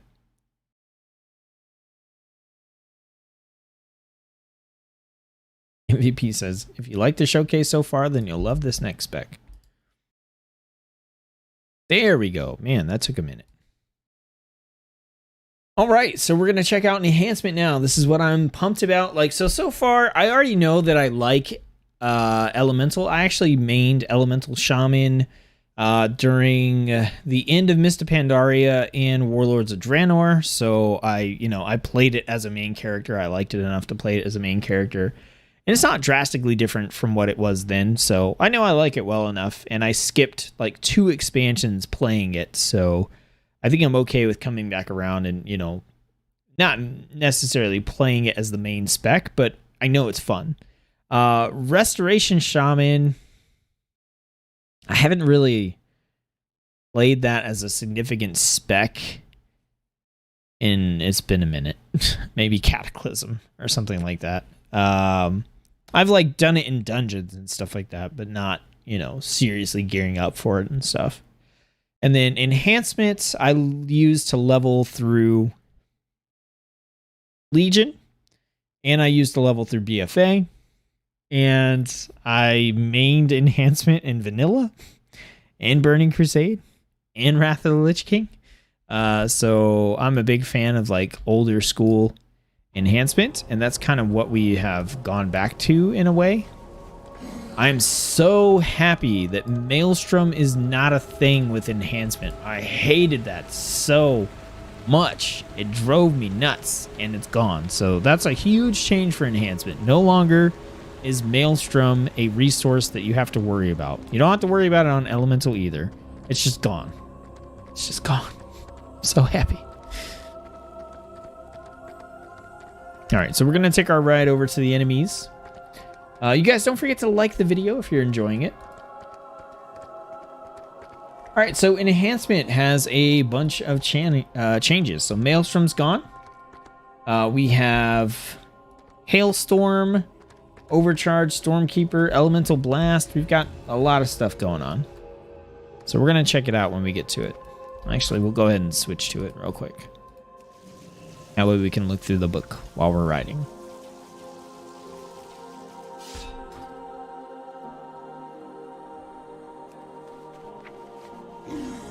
Okay, so for enhancement, we've got some passives here. So we have Storm Fury. Each time Wind Fury weapon activates, the cooldown of Storm Strike is reduced by 1 second. So Storm Strike isn't the big flashy button that it is in BFA anymore. If we look at Storm Strike, it says, energizes both your weapons with lightning and delivers a massive blow to your target, dealing a total of 1,200 physical damage, which is pretty good. It has a 7-second cooldown, and this is yelling at me because I do not have my second mace equipped. There we go. So we are still like using this as often as we can because it's chunky. So now it's up to 1,400, almost 1,500 physical damage. So pretty big, pretty chunky. And whenever Wind Fury weapon triggers, which is another passive we have, it's going to reduce the cooldown of Storm Strike by 1 second, which lets us cast it more often. Wind Fury weapon, is a weapon imbue. So in enhancement, you have 2 weapon imbues. You have Flame Tongue weapon, which is right here in the overall Shaman tab. And then you also have Wind Fury weapon. So Wind Fury weapon imbues your main hand weapon with the element of wind for 30 minutes. Each main hand attack has a 26% chance to trigger 2 extra attacks, dealing 100 physical damage each. So you're going to want to... You can just queue up Wind Fury weapon, and then you can queue up Flame Tongue weapon, because it's set up so that it automatically does Wind Fury on main hand, Flame Tongue on offhand. So anytime that triggers, we reduce the cooldown of Storm Strike. We've got Lashing Flame, so our Lava Lash now increases the damage of Flame Shock on its target by 100% for 12 seconds. Lava Lash is a 11-second cooldown ability. It says charge your offhand weapon with lava and burns your target, dealing some fire damage, and increases the damage of your... the damage of Lava Lash is increased by 100% if you have Flame Tongue weapon, which you should all the time. And with Lava Lash, also, we're going to increase the damage of Flame Shock on the target. Then we have Maelstrom weapon. This is the kind of more complicated one that we have here. When you deal damage with a melee weapon, you have a chance to gain Maelstrom weapon, stacking up to 10 times. Each stack of Maelstrom weapon reduces the cast time of your next damage or healing spell by 20% and increases the damage or healing of your next spell by 20%. A maximum of 5 stacks of Maelstrom weapon can be consumed at a time. So, mainly a lot of the stuff that we're doing is instant cast, so mostly we're going to be getting that potentially 100% increased damage from Maelstrom weapon, but we do have a few abilities that we cast, such as Lightning Bolt or Chain Lightning, that we can also reduce the cast time on potentially. And we have some talents that can mess with Maelstrom weapon stacks too. Then we have our Mastery. So increases your chance to trigger Stormbringer and Wind Fury. And then also increases all Fire, Frost, and Nature damage that we do. So once again, Wind Fury would be our Wind Fury weapon. And Stormbringer is our next passive. It says your special attacks have a 6% chance to reset the remaining cooldown on Storm Strike. So what does all this crazy stuff mean? Basically, it just means that what we want to do in a typical rotation here is we can Flame Shock a target. We can Storm Strike right away so that we can have that chance to get those procs. We Lava Lash to get that on cooldown and increase the damage of the Flame Shock that we have there. Right? That's the core of what we're doing against a normal target, right? So like Flame Shock, Storm Strike, Lava Lash. We can multi-dot with Flame Strike if we want. And then we're going into like filler abilities after that. Or we're hoping that we get our procs. Okay. So let's take a look at the rest of the abilities that we have. Now, a big thing is Rockbiter is no longer an ability that's available for enhancement. And Rockbiter was kind of like the filler ability that you used when you didn't have anything else going on. So we have Lava Lash as kind of a filler ability, but it has a long cooldown. And so we don't really have anything that we're doing in between. So if you noticed, there's a certain point where we no longer have things to cast, like typical. So if we Flame Shock, Storm Strike, Lava Lash, there we got a proc for Storm Strike again, but now it's like, what do we do? Do we recast our Flame Shock or what? Well, we have a couple things that we could do.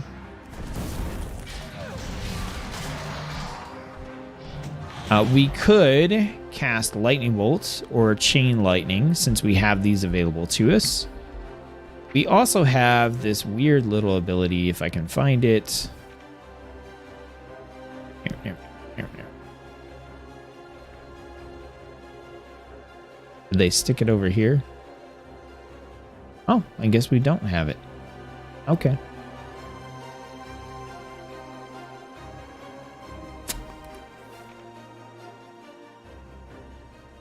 Yeah, I guess we're filling with... we could cast a Frost Shock. That's definitely viable. And we have Lightning Bolts or Chain Lightning. Yeah, I guess that's what we're doing. So, single targets. We can do our Flame Shock, Storm Strike, Lava Lash, Storm Strike because we got the proc. So you can see it really is all about getting these procs, right? Because if you get the procs, then you're just casting stuff like crazy. So here we could fit in like a Frost Shock, another Lava Lash, filler there. If we're in a multi-target situation, then we want to Crash Lightning and then use our Storm Strike and our Lava Lash and Chain Lightning.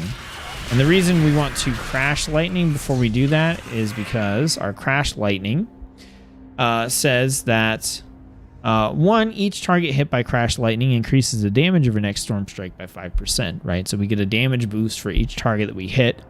But also, hitting 2 or more targets with Crash Lightning enhances your weapons for 10 seconds, causing Storm Strike and Lava Lash to also deal 397 nature damage to all targets in front of you. So anytime you have multiple enemies, like we'll go over here.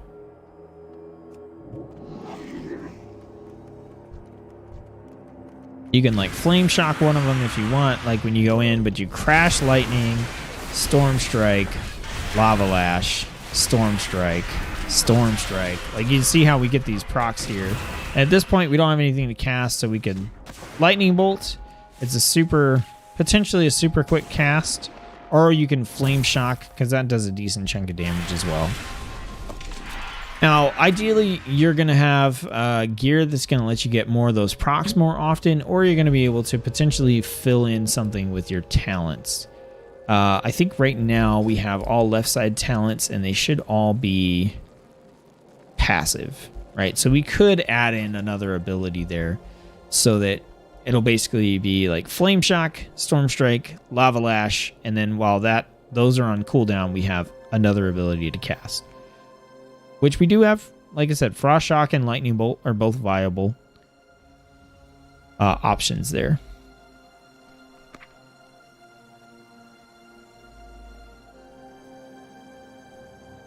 Cast just doesn't feel like leveling a shaman. Boost 1.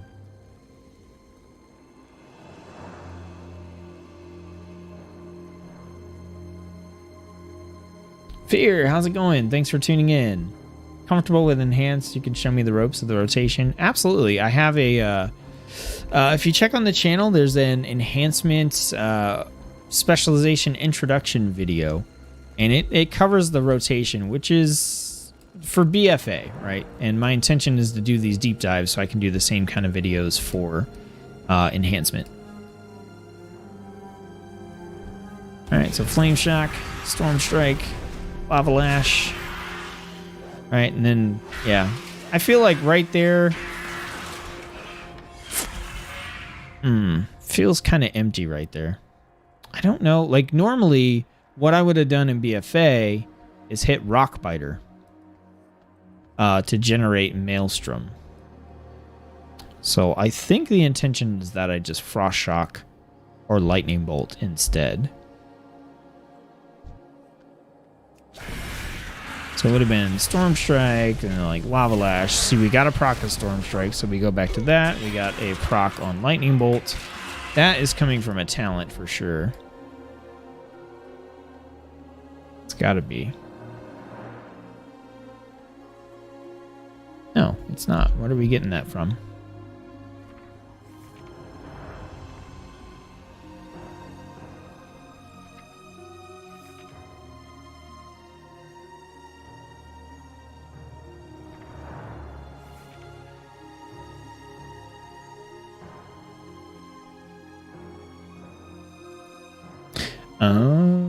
Is that a Maelstrom weapon thing that's happening here?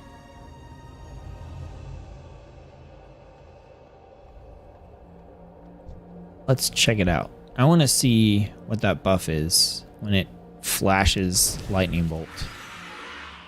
Okay, so we Storm Strike, we Lava Lash, Lightning Bolt. Okay, so Lightning Bolt did consume that. So I think what's happening there is we're getting...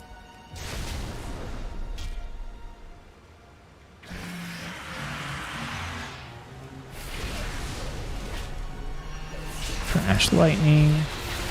Okay, so Crash Lightning consumed those. Alright, so we're at 4. I kind of want to wait...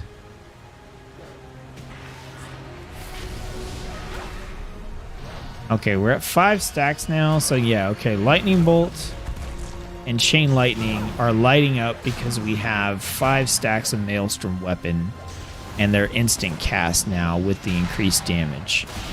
But that's a little weird. Like, I get what they're doing, like, it's instant cast. Okay.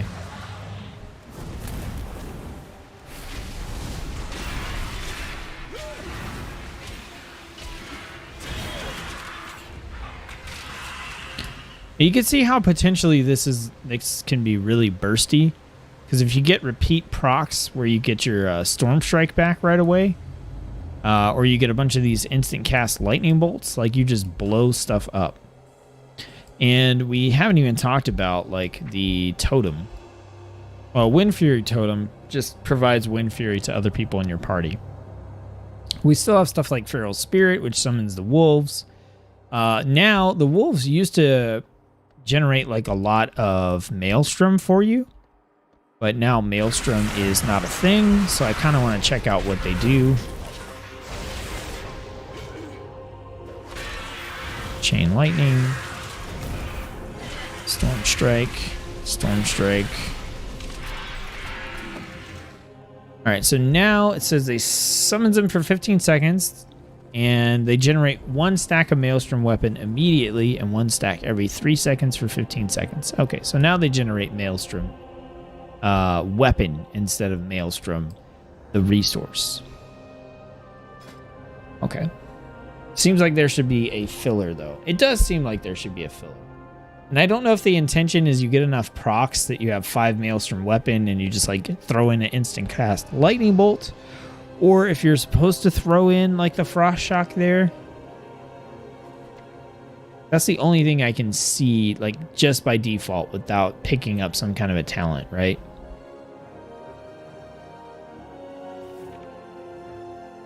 Yeah, frost shock or lightning bolt. If you're AoE, obviously chain lightning, but it looks like there is no like great filler.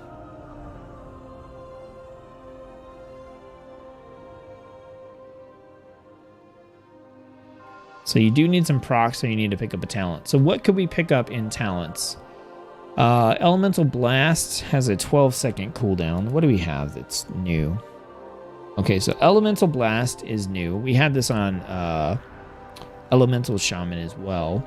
So harness the raw power of the elements, dealing 477 elemental damage and increasing your critical strike, haste, or mastery by 112 for 10 seconds. Okay. Totem Mastery is definitely not a filler. Fire Nova. Again, this has like a 14-second cooldown, so super long. This erupts a burst of fire damage from all targets affected by your flame shock, dealing fire damage to up to 6 targets within 8 yards. Sundering on a 40-second cooldown. Stormkeeper on a 1-minute cooldown. Earthen Spike on a 20-second cooldown. Yeah, I don't know. It feels like it's all supposed to come down to you getting a lot of procs. I mean, you could use Earthen Spike as a filler, but it still has a 20-second cooldown. Same with like Elemental Blast. That's a 12-second cooldown. Seems a little weird.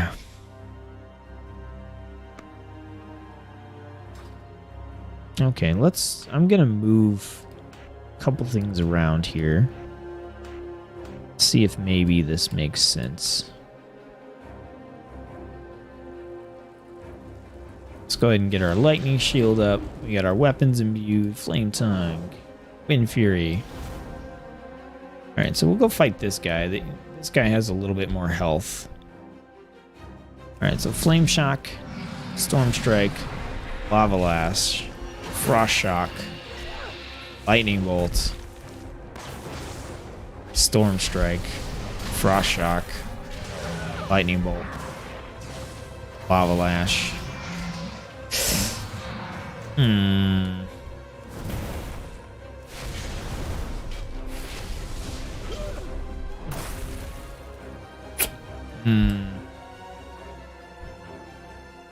Yeah, that doesn't feel great.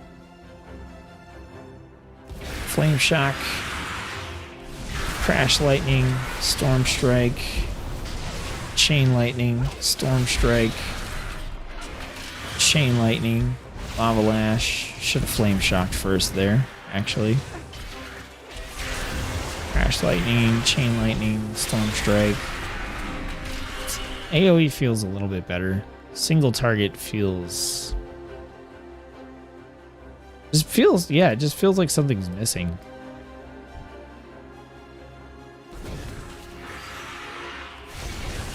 And it also just feels weird to like go down the row and be like, I'm gonna flame shock, lava lash, storm strike, frost strike, lightning bolt. It's like, really? Like I'm casting... I feel like I shouldn't need to cast frost shock or lightning bolt, but I am casting both of them just because I have so much time in between the abilities that are being cast. So literally the only thing I can think of is that I should be getting more procs so that I'm hitting storm strike more often.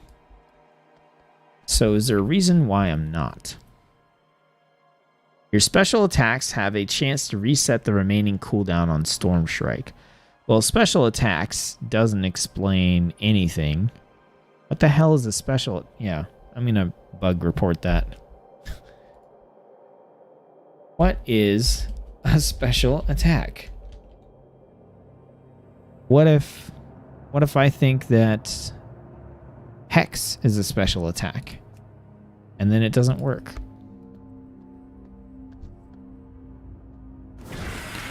Flame Shock, Crash Lightning, Storm Strike, Lava Lash, Frost Strike. Let's just cast all the random abilities that we have. There we go. Like, Storm Strike is triggering Storm Strike more than any other ability is re-triggering Storm Strike. This makes absolutely no sense to me.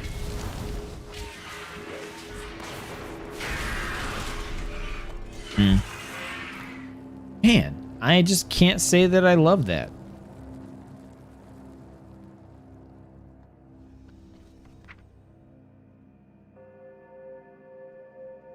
Stormbringer.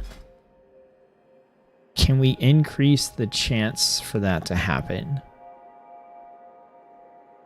All right, let's check this out. Very proc heavy, like you said. Yeah, and it's fun when it's proc heavy, when you actually get the procs, right? So we have Storm Fury, which we talked about already. So, do we have something?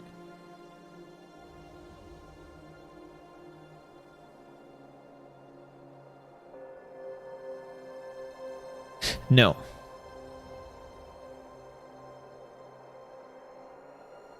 No, we don't.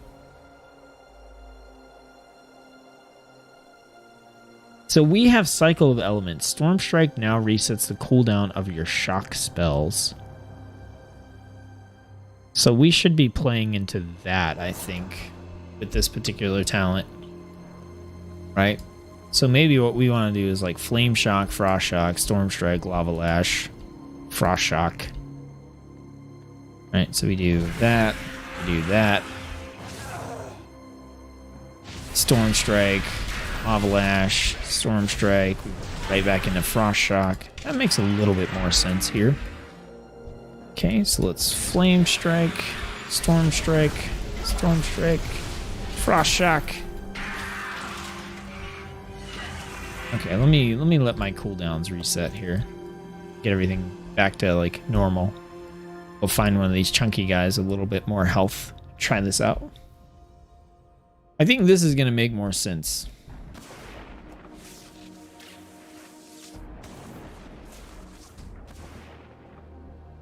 That's the guy I want to attack. Okay. So we Flame Shock. Oh, okay.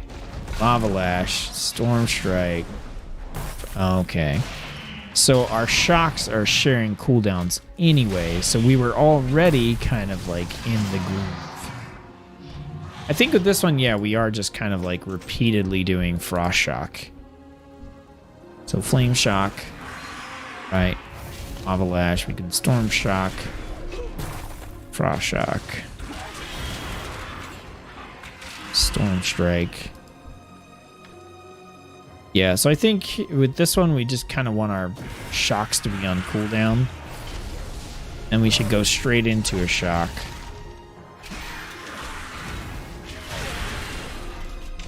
Like right here, we should Flame Shock, Storm Strike, Frost Shock, Storm Strike, Frost Shock, Lightning Bolt.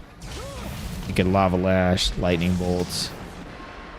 Yeah, that makes a little bit more sense with this particular talent. Right here, here, and I guess we're doing Lightning Bolt there.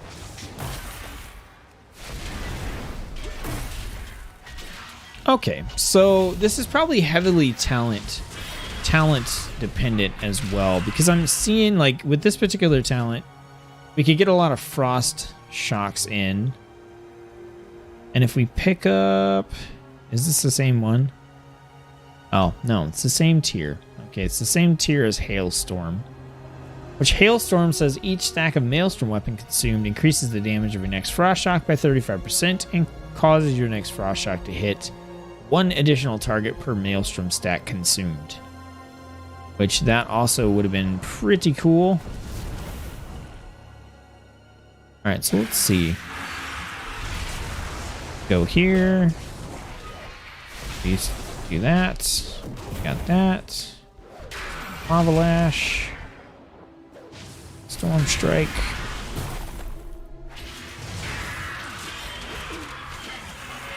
I don't love it. I don't love it. We need to try the Covenant ability, though. That's the one other thing we need to do here. I definitely don't... I don't love it.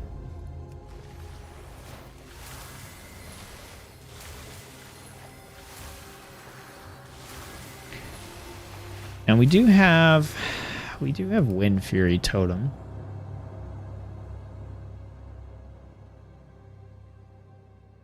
Yep, I just don't love it.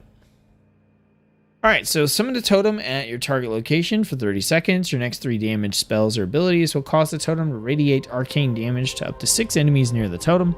And your next 3 healing spells will heal up to 6 allies near the totem for a good chunk of health. Casting the ability again will let us relocate the totem. I know we can get a bunch of enemies right over here on this section, so we're going to go grab those, throw down the totem, and then we'll do some damaging abilities. Yeah, we can get 5 people here, so let's grab them. Ghost Wolf. Alright, so we throw down the totem, and we crash lightning, flame shock.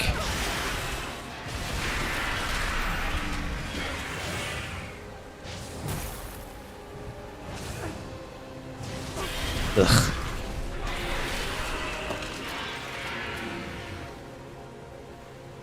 And we still have the totem down, so we could like healing surge ourselves, and that's gonna pulse some little extra healing to us. That's okay. I think that totem feels pretty good. Like little extra damage pulse every time we, you know, for those next 3 attacks feels pretty sick. Avalash. Strike. Probably should have waited on that Storm Strike, but once again, here we go. Yeah, there's something with that rotation that's got to be figured out for sure. Alright, we're hearthing back. That is the Shaman Showcase. Let's see. Do the 4 totems do anything for it? Oh, let's check real quick. So Capacitator Totem's not going to, neither is Earthbind Totem or Healing Stream Totem. Those are the default ones. And then we have Wind Fury Totem. So this summons a Wind Fury Totem with 5 health at the feet of the caster for 2 minutes. Party members within 30 yards have a 10% chance when they auto-attack to swing an extra time. Yeah, let's try that out and see if that makes a big difference or not.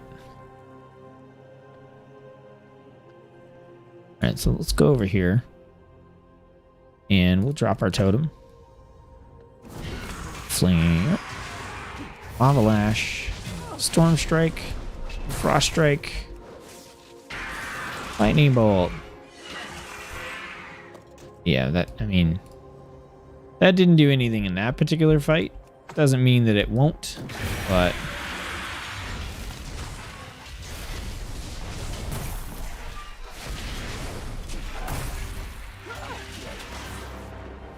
yeah, right here, like, this is dead time again.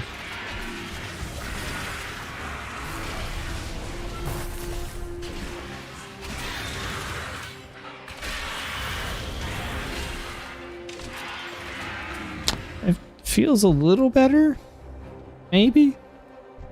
I can convince myself that it does.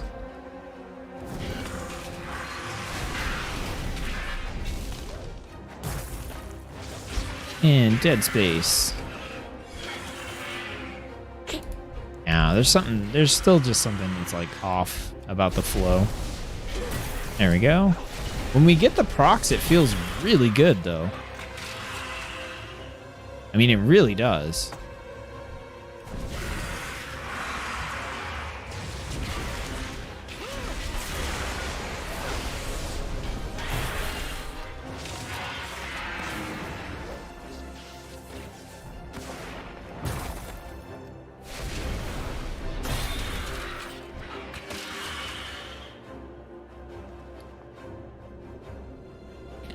One of the totems might generate Maelstrom weapon, I assume, for more procs.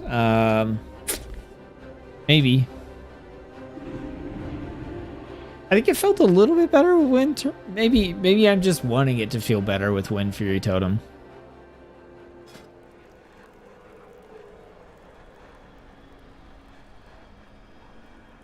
So this one drops Searing, Healing, and Earthbind, so that's definitely not going to help.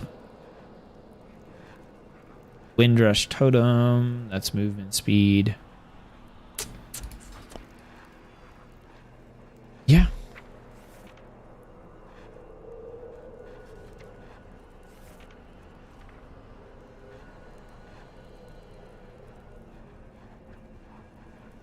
Yeah, is there any way that Stormbringer gets increased from 6.1%? I'm like so into figuring this out because I really want to play enhancement, but I like if I don't get those shiny procs, I think I'm just gonna be overwhelmed. I mean underwhelmed too often.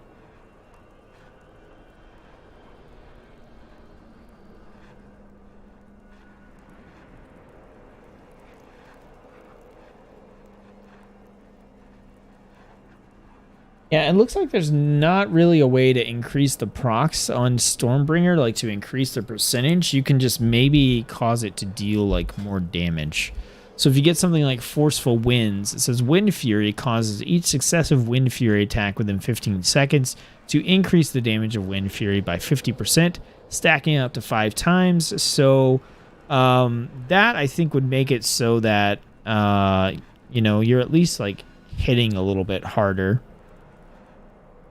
I don't know that I care too much about the Lava Lash buff here. Maybe Forceful Winds is the way to go.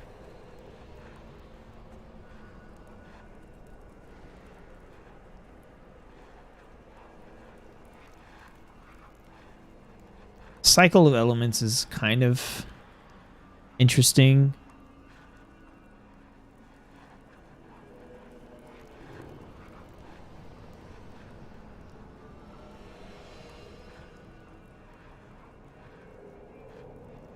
Yeah, I don't know.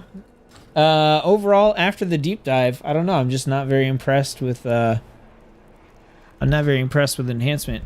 Hot Hand says melee auto attacks with Flame Tongue weapon active have a 5% chance to reduce the cooldown of Lava Lash by 75% and increase the damage of Lava Lash by 100% for 8 seconds. Let's tweak some stuff. Right? Let's tweak some stuff. Let's try a talent build that isn't this super boring. So let's try Forceful Winds, right? We'll get that increased damage on Wind Fury. Let's go Hot Hand and see if we can cast Lava Lash more often. This row doesn't matter too much. I like Spirit Wolf personally. So we have Cycle of the Elements. So Storm Shock now resets the cooldown of your shock, or Storm Strike now resets the cooldown of your shock spells. So that's fine. Fire Nova, erupt a burst of fiery damage from all targets affected by your Flame Shock. I don't really want to like multi-dot Flame Shock stuff, so I'm not thrilled about this. The resetting the cooldown on the shocks. Honestly, that was a loop that I don't think I really liked. Hailstorm is each stack of Maelstrom weapon consumed by anything, I'm assuming, increases the damage of your next Frost Shock by 35% and causes it to hit one additional target per Maelstrom weapon stack consumed. Well, let's try that. That's kind of beefing up Frost Shock to be a powerful AoE ability. I personally like Feral Lunge here, even though we're not going to use it in this demo.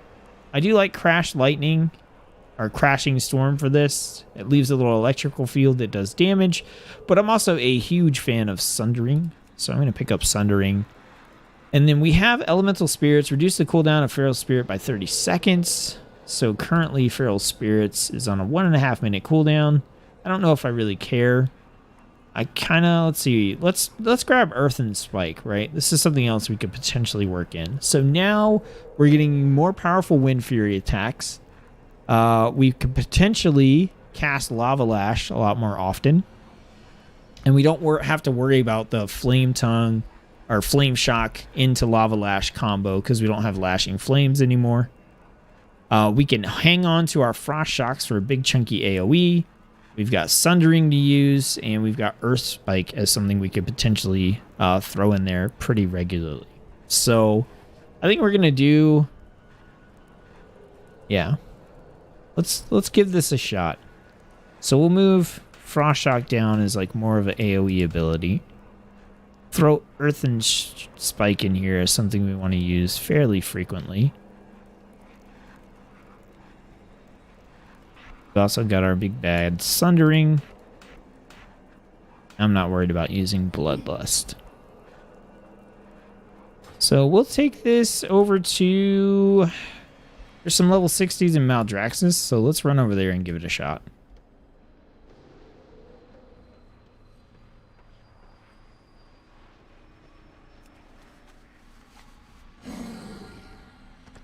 My wife says it's past midnight, so it's technically Cass's birthday. To which I say, she's in Washington, so...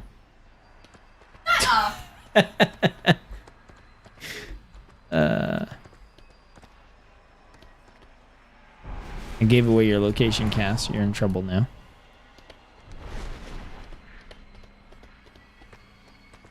Okay, so we're going to Maldraxxus. And we're going to try this out. So that may make Lava Lash on a less cooldown. Yes. Yes. So let's give it a shot. Let's try this build. I mean, it's going to feel bad if I have to, like, take this build. And it's my only option for making enhancement feel pretty good. It's only 10 here. Yeah, that's why I pointed it out. I was like, you're wrong. Although I guess it depends on where you were born and what your social security number is and your address and the numbers on your credit card.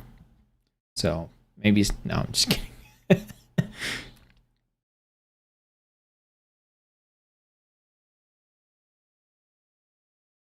So let's see if this makes enhancement a little bit spicier. So I'm thinking we Flame Shock to pull, Storm Strike, Lava Lash. We can throw out this little Earth Spike, get that going. Build up the Frost Shock for some AoE. We got Primordial Wave.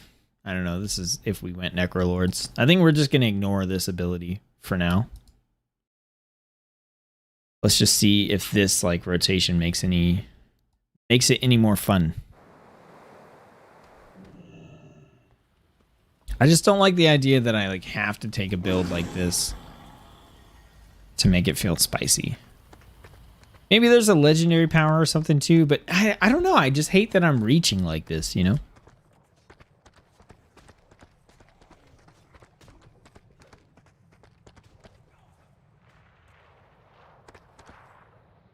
All right, lightning shield. Let's go over here where we can grab some stuff all by its lonesome. All right, so we're gonna Flame Shock, Storm Strike, Lava Lash.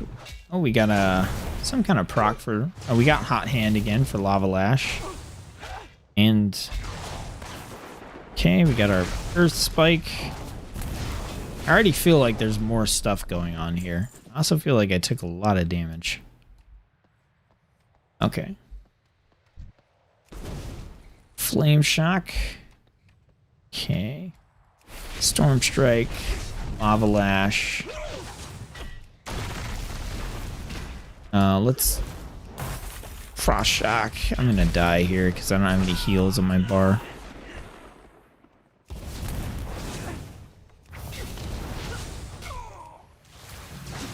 Don't kill me, bro.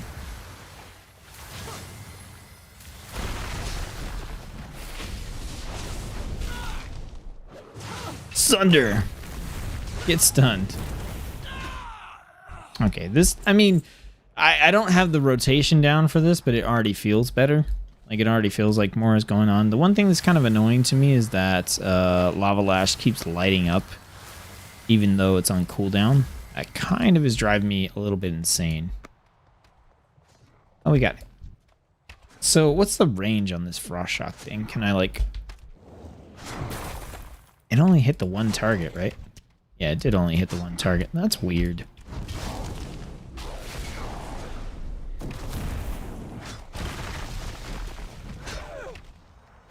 Yeah, so this feels a little bit better already.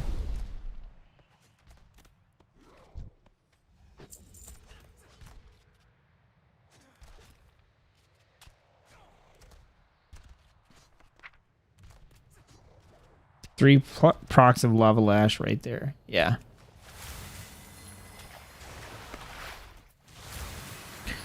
Okay, let's see if we flame shock and lava lash, storm strike.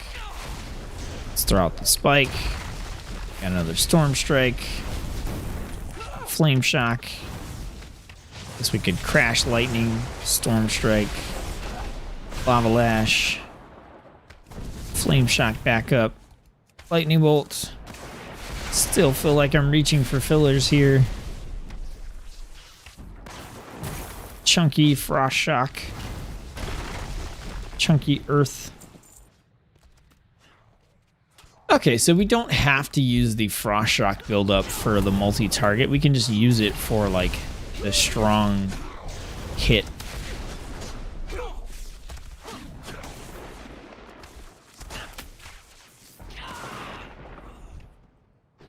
Yeah, this feels better.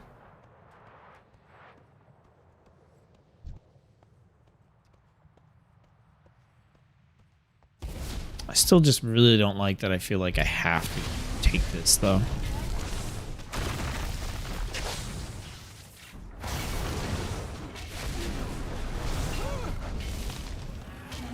Now that was a lot of procs. That's what I mean. Like that feels pretty good.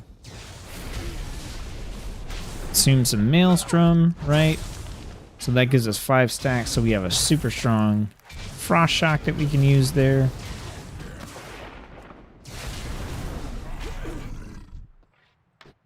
Yeah, changing the talent build gave us a lot more stuff to do.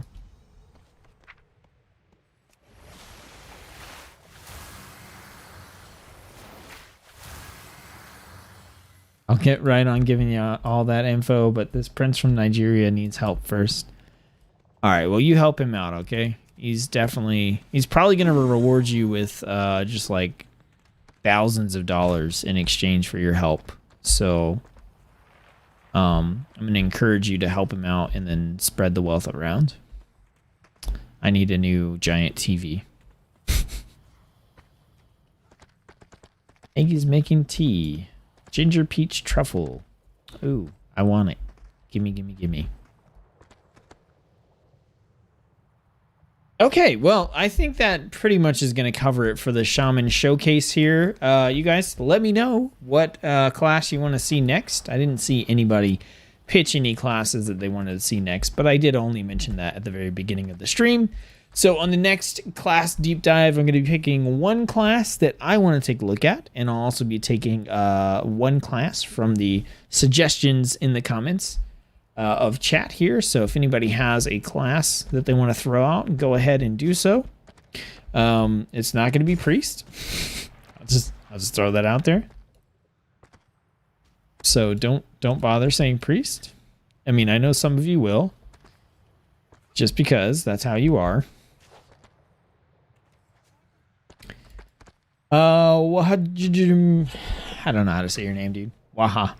It says final say on shamans. They definitely took a bit of a dive for me. I had them pretty high on my list, and the showcase here has dropped them down pretty significantly. But not because I think that they're bad. I need to really, really stress this. Elemental is fun. I've just played a ton of Elemental, so I know that I'm going to get bored with it because it hasn't changed a lot since I played it a lot. So if you have not played Elemental Shaman, like, hell yeah, Elemental Shaman is a lot of fun. I just know for me personally, that's not what I'm looking for as a main character. Enhancement seems okay. I was excited about the changes to enhancement, but I just feel like something is off and I can't quite put my finger on it. Part of me is like, is this just off? Part of me is like, am I just an idiot and I'm not getting it? Like, I feel like it's that kind of off, right? Where I'm just wondering, like, am I screwing this up somehow? Am I totally missing something that should be here and it's there and it's super obvious and I'm just dumb? And then Resto, I mean, Resto's solid. Resto is solid all around. So I think if you were considering maining a shaman in Shadowlands, like, I would still recommend it. Like, I definitely would still recommend it. All 3 specs are fun, even though there's some perceived issues here with enhancement. It's still a fun specialization, and I like the class as a whole. Just, I know for me, it's gotten it was like top 2 in terms of contenders for me. And it's funny, both of my top 2 classes I think I've come down on quite a bit since playing them, and those were Shaman and Monk. Monk, I still needed to do the deep dive, and that might change my mind and bring it back up a little bit, or it could take it down even lower. But Shaman was top 2, top 3. And now I don't know. I don't know if I would even put it in like the second, like as a primary alt. It might just be I'll just play it when I play it.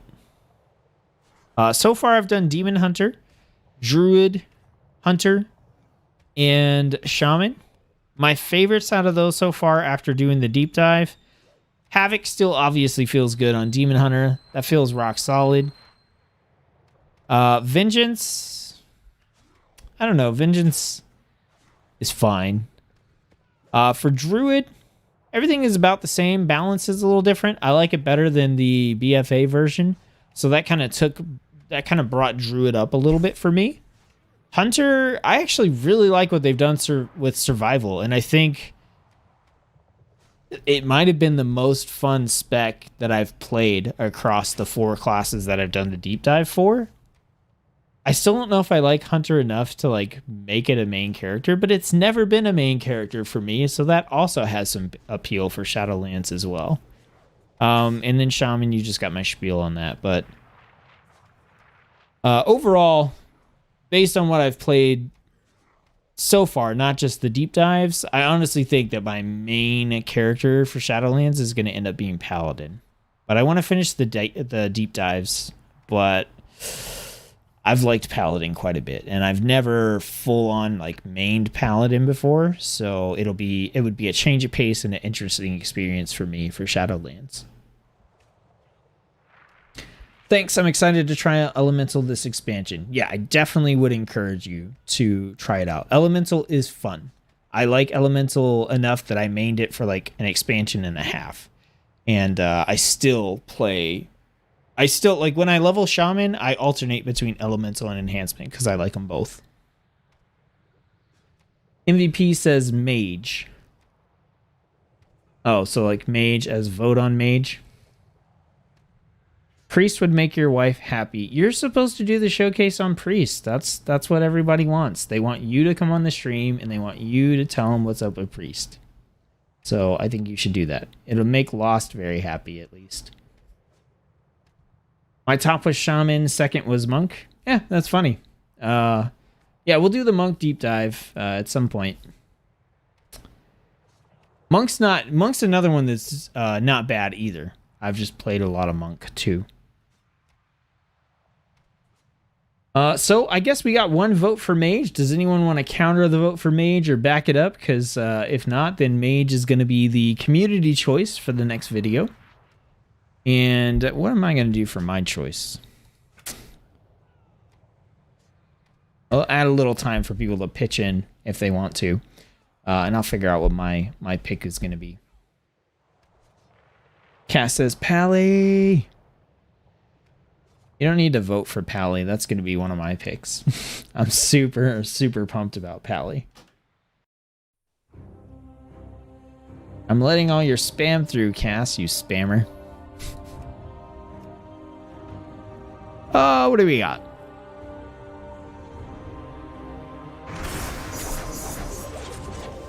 I think Death Knight, Monk, Paladin. Actually, Warlock was kind of fun, too. Those are all kind of ones I'm looking at.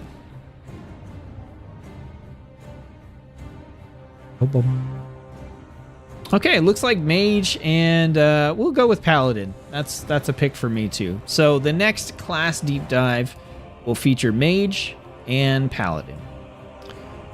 That way I can do a cloth class and die repeatedly and get frustrated, and then go over to a super tanky plate class and feel like a kid again. So yeah, we'll do mage.